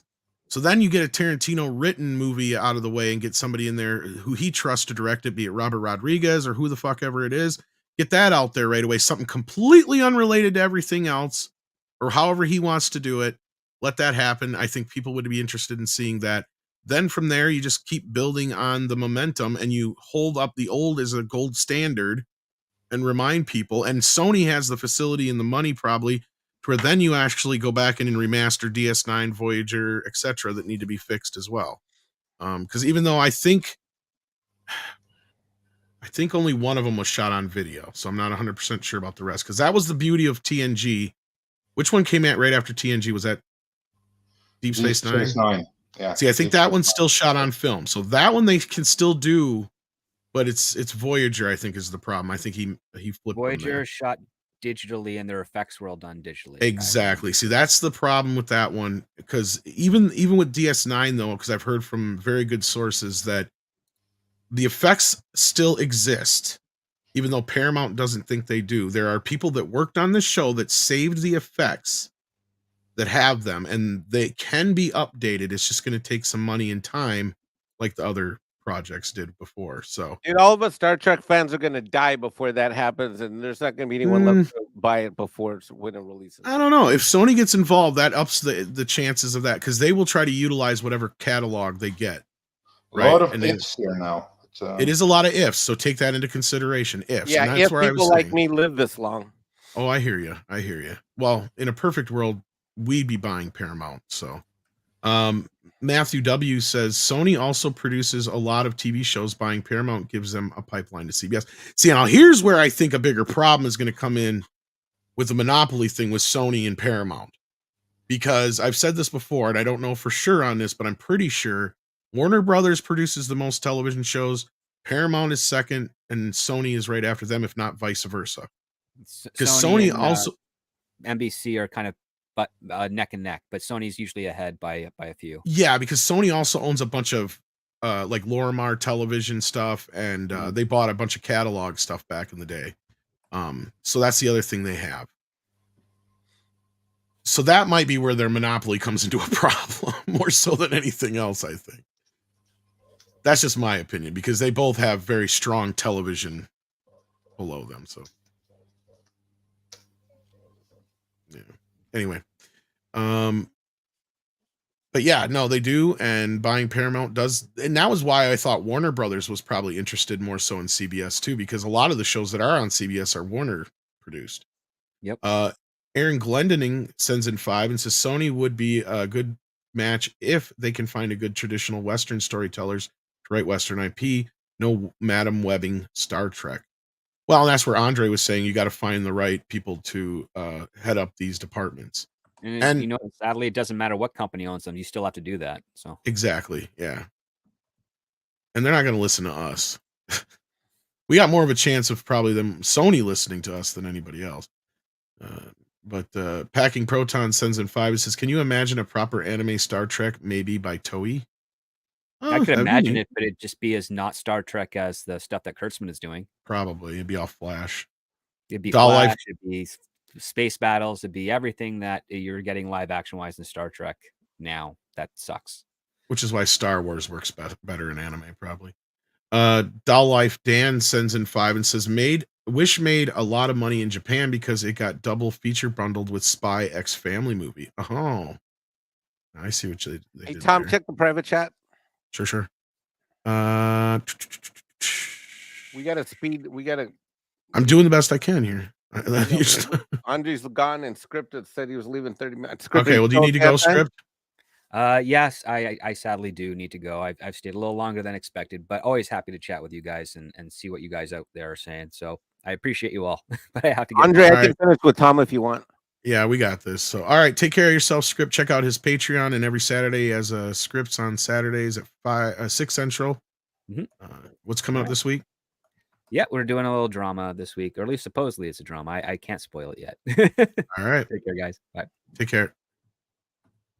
All right. And then we got Packing Protons. It says, perhaps a stupid idea. Why not do a whole slate of new S1 shows on network, then move season 2 onto streaming and you'll see what's popular enough for renewal and don't waste money on what's not.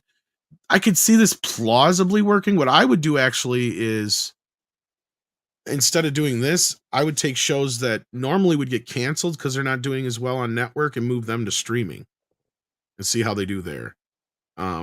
but yeah, I see what you're saying here. This is kind of underhanded to me because I see a lot of people getting pissed that it's like, oh, I could watch the first season on the network. Now I got to buy your stupid streaming service to watch season 2. What a jip. You know what I mean? Like, I can see, because there was a lot of Star Trek people that got pissed that Discovery was behind a paywall. So, yeah. Anything to say on that, Mike? No, I mean, dude, you've discussed this. Like, literally, Paramount would be in fine shape if they had listened to any of the Midnight Edge After Dark streams. God knows, over the last 2.5 years. I mean, literally, because every single misstep that they've done is something that you guys have called out. Yeah, I'm serious. And there's a few things they've done that we didn't even see. Can I read it? Yes, please. My super chat about Mike coming out of the closet was back in the beginning of the show when you were all teasing him during the introductions, and teasing Mexican Iron Man is not allowed. Mike responded like, Andre, I love you, but the chat was read by you too late. Oh, I get it. Well, here's the thing, Jay. I'll let you in on something else. What? We sit here and Mikey and I will randomly just text that we love each other. So that's how super gay we are. Oh, the other thing that me and Tom do is when Tom knows that I'm in like Tom will see that I'm in a bad mood on a stream, and he'll send me a random text saying, Mikey, you know I love you and you're my brother. And then like all of a sudden I get it, like, and I do that with him too, because we're always listening to each other somewhere. Kind of, right, Tom? Or we know when each other's having a bad day. Yeah, exactly. Super fucking gay. Yeah, I know. Mike's on mine. Mike's on mine. Like here's, you want to talk super gay? Like Andy Masterson made your Bat Tom doll, and I was supposed to forward it to you because I promised him I had your address, but I said I wanted it first because I wanted to see it and I wanted to put it together with Mexican Iron Man and take pictures, and then I refused to let it go. What's even gayer about that is I didn't even find out about that from you. Right. I found out about it from Andy. I know. Because I'm a little sneaky. And because you're being a little sneaky. There I am. I mean, talk about gay. I'm there playing with my Bat Tom doll, putting the helmet on, and playing around, and going on live streams. And meanwhile, I'm like, and by the way, you ever notice your Bat Tom doll was never behind me? Yeah. Aha! Yeah. Let's keep moving here. Chaos Sonic 1 sends in 5 and says Chucky isn't gay. In fact, his victims, Jake possessing Chucky. Okay, it's Jake. Gotcha. That makes sense. And he kisses his boyfriend as Chucky possessed Jake's body, and that was the pick.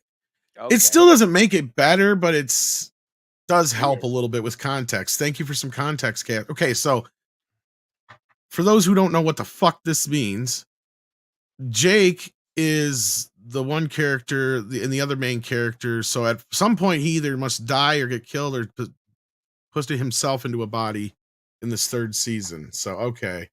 These are the two main characters that I said that happen to be gay, which I didn't have a problem with in season 1. It was season 2 when things started going off the rails. The first season, it's like, oh, by the way, we're gay. Okay.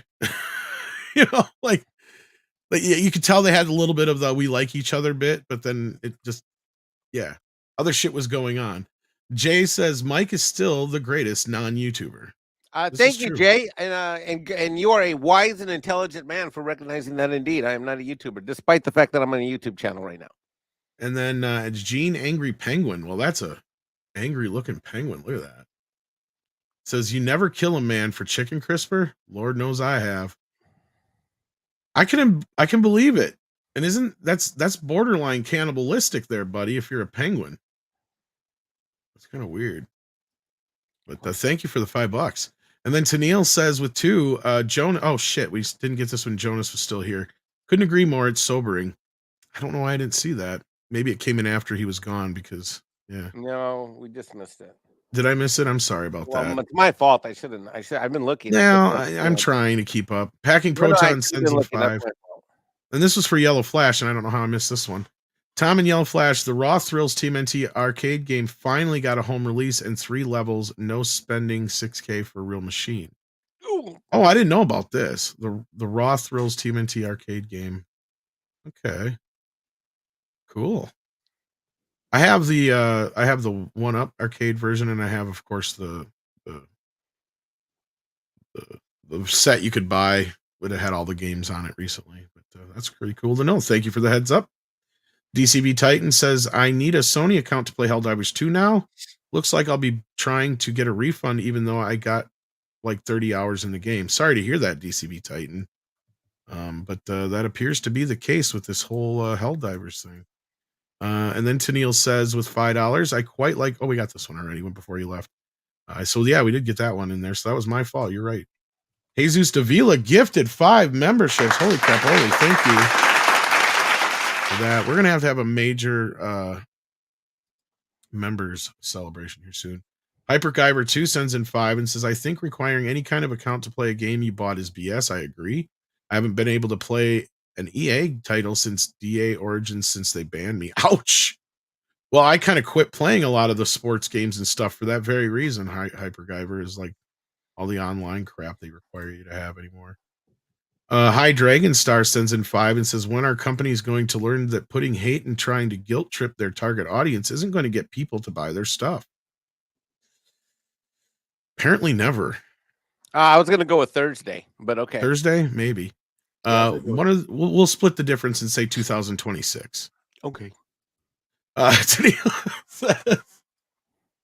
$5. Is this Andre? Are you still there? No, he had to go take care of family stuff. Well, he's still here in the thing, so I didn't know if he was. We'll save that one to come back to in case he comes back. And then Packing Proton says, is Mark Hamill trying to run for president? I don't know about that because then his boyfriend wouldn't be able to run this term. He just did a meet and greet with the White House. Yeah. Pete Den Cat says, happy Petimas, everybody. What is that? Petemas? Oh, Petemas. Like Christmas, but it's Pete Den Cat sending out happy Petemas. May peace be let loose around the cosmic. Somebody gave me 20 quid in a card. So you can have half. Well, thank you, Pete Den Cat. Well, it's just is it your birthday? Is that what's going on? So if it's your birthday, we have a certain birthday tradition. It's noon already. Bat Tom's up. Oh yeah, he's up. He may not be sober, but he's up. That's just the problem.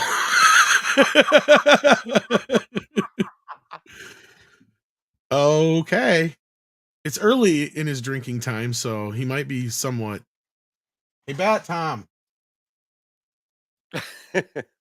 All right, what's up? We got a birthday, Bat Tom. Oh, okay. Wow. When it's somebody's birthday, you have to celebrate. And I'm so happy that you had me come by to celebrate for today. And I do this thing where I don't normally do a dance, but I'm feeling a little up because I snorted a whole 3 lines of cocaine. So I'm going to do a dance while I do this. So happy birthday to you. Happy birthday to you. Happy birthday to you. Happy birthday, insert kid name here. Happy birthday to you. Woo, woo, woo, woo, woo. All right. And like that, he's gone.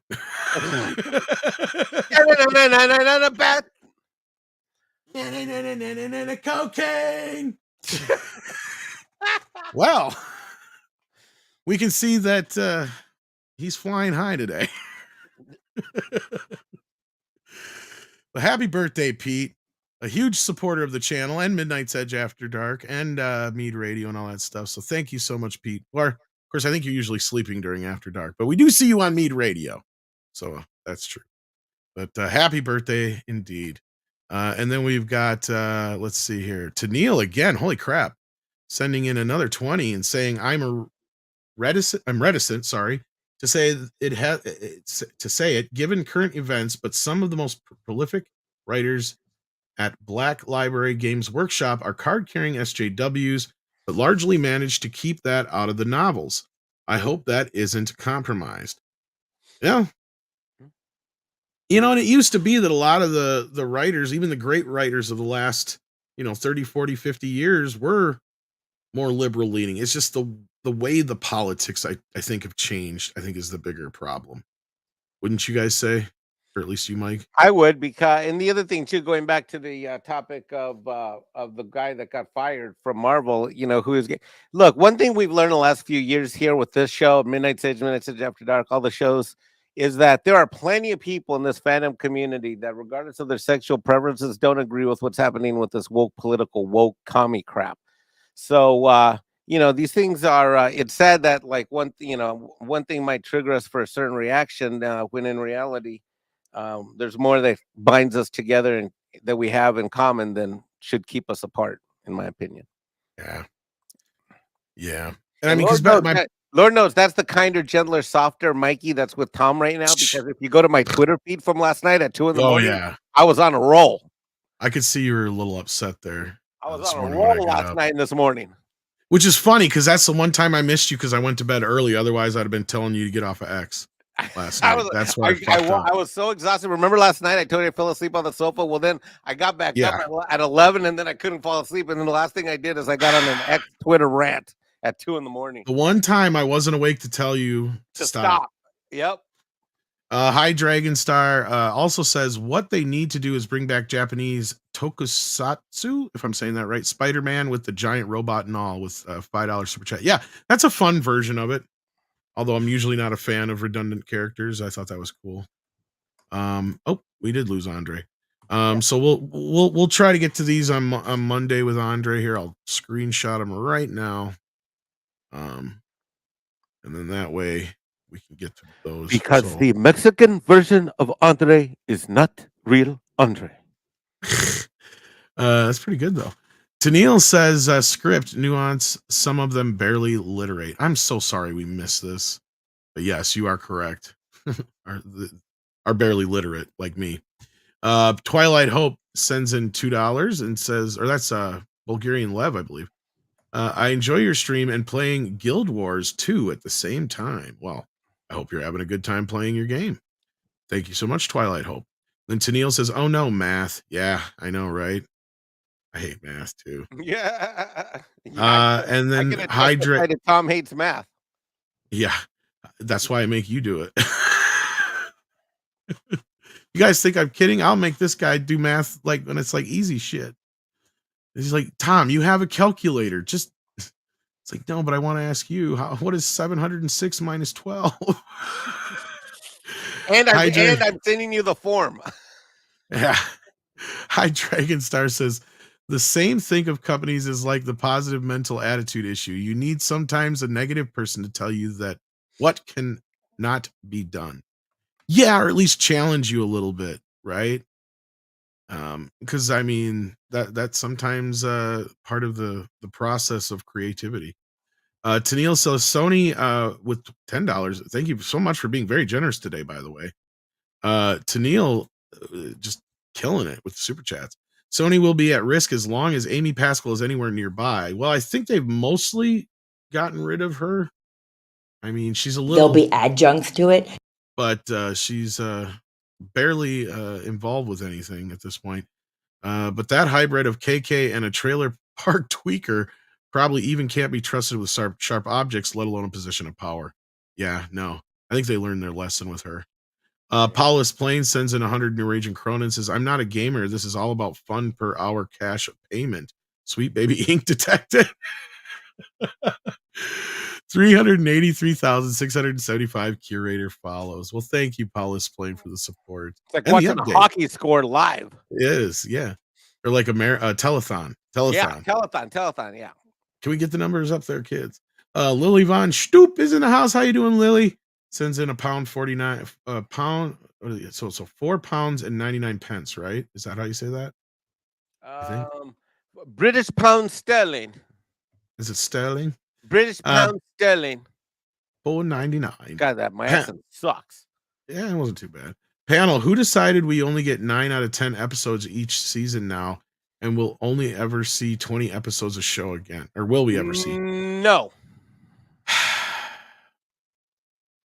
Not as often as we used to. No, it'll be the exception more than the rule. No, it'll be the unicorn rare exception because for two reasons. One is cost, and the other has to do with risk and eyeballs. Now, the media cycle on Netflix. Look, you've done it expertly multiple times on Midnight Sage in the morning, but these guys are trying to get eyeballs, and that's why, like you said, Tom, aside from Cobra Kai, we don't get more than 2 or 3 years of anything on a Netflix because they want to get eyeballs now, and they're not interested in long-term retention.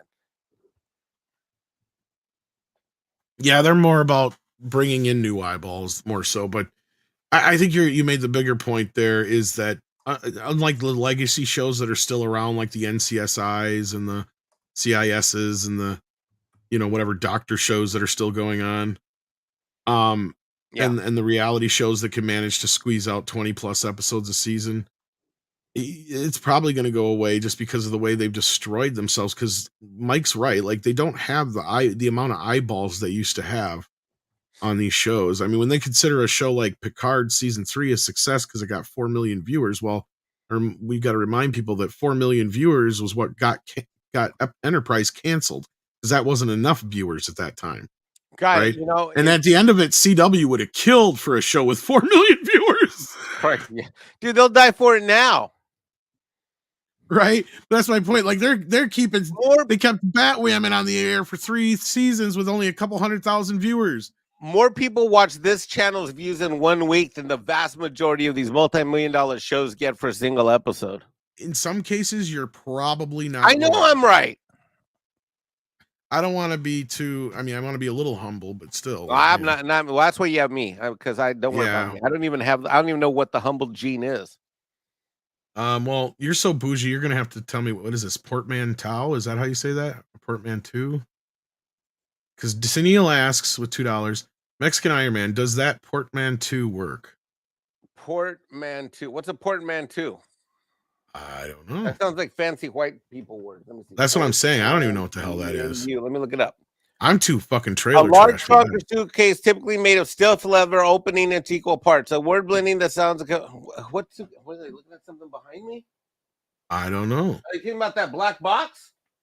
That's your gaming PC. No, that's my network interface. That's your network interface? Yeah, so I got my 2 wireless routers there, my broadband, high speed. I've got my backup power supply, and then I've got 24 ports there, of which I only need 8 of them when I turn on the downstairs. Oh, they're saying it's when you mash 2 words together. I did not know that. Oh, portmanteau. Definition 2, a word bleeding the sounds or combining the meanings of 2 others. For example, motel is motor and hotel. Okay. Yeah. The Mexican Iron Man would be. I know the act. The Mexican part and the can part. Wait, no. Hold on. Wait. I don't think I did that right. Okay, next super chat. Yeah, but I know what it's saying. And it's just funny because I actually have done that many a times, even semi-professionally. But yeah, I didn't even know it had a word or a term. Now I know. You know what? I earned this because of that. And I'm going to do it. What? That's funny. The more Tom knows. That's right. Tom learned something today. Chaos Sonic 1 sends in 5 and says, Mexican Iron Man movie idea. If Elf is dead, Elf is Dead is a movie if Mike just killing Elf. It is a different ways Mike kills Elf. So it's like he keeps killing him in different universes.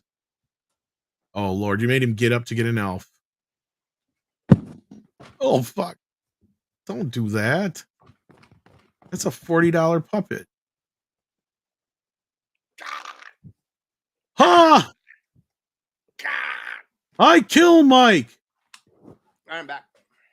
Anyway. You have an unhealthy obsession with Elf there, I tell you. He's my triggering. You know how some people have spirit animals? Elf is my triggering animal. Lord. Packing Proton says with 5, the DS9 relaunch books were not that bad.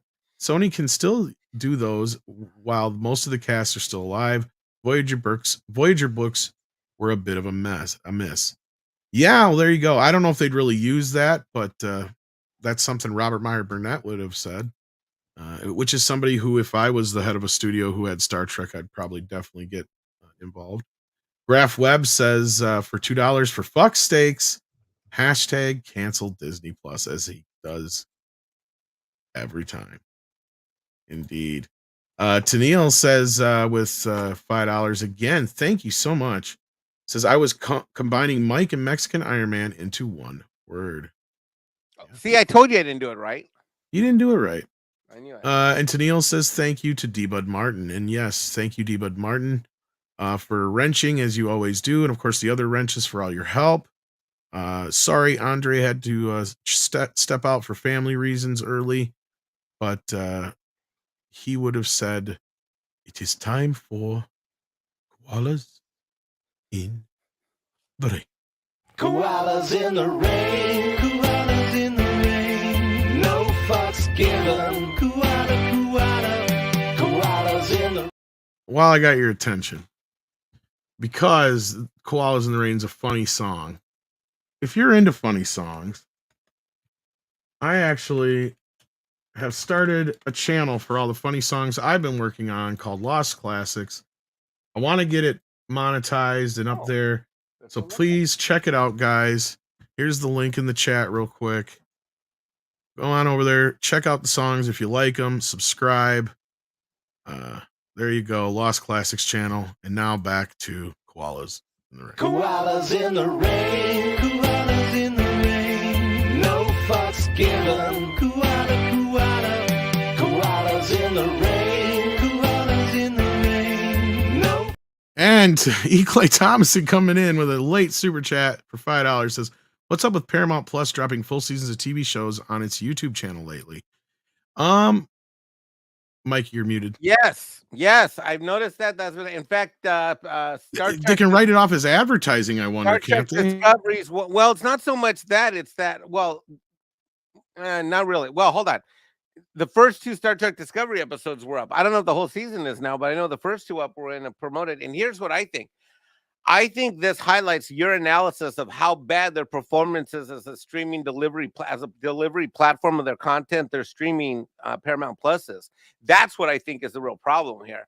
And the fact that they are going and putting these shows on YouTube is their effort to go literally where we are. Because Hollywood is now waking up to the fact that the streaming wars are over, and authenticity and where people are at and where the future's at is with all of us that are on YouTube and watch YouTube more than we ever want to watch any of their stupid ass streaming shit crap that we pay money for and only get crap back, like Tony Matalis that can't shoot a fucking set of series TV shows without buying some light bulbs properly.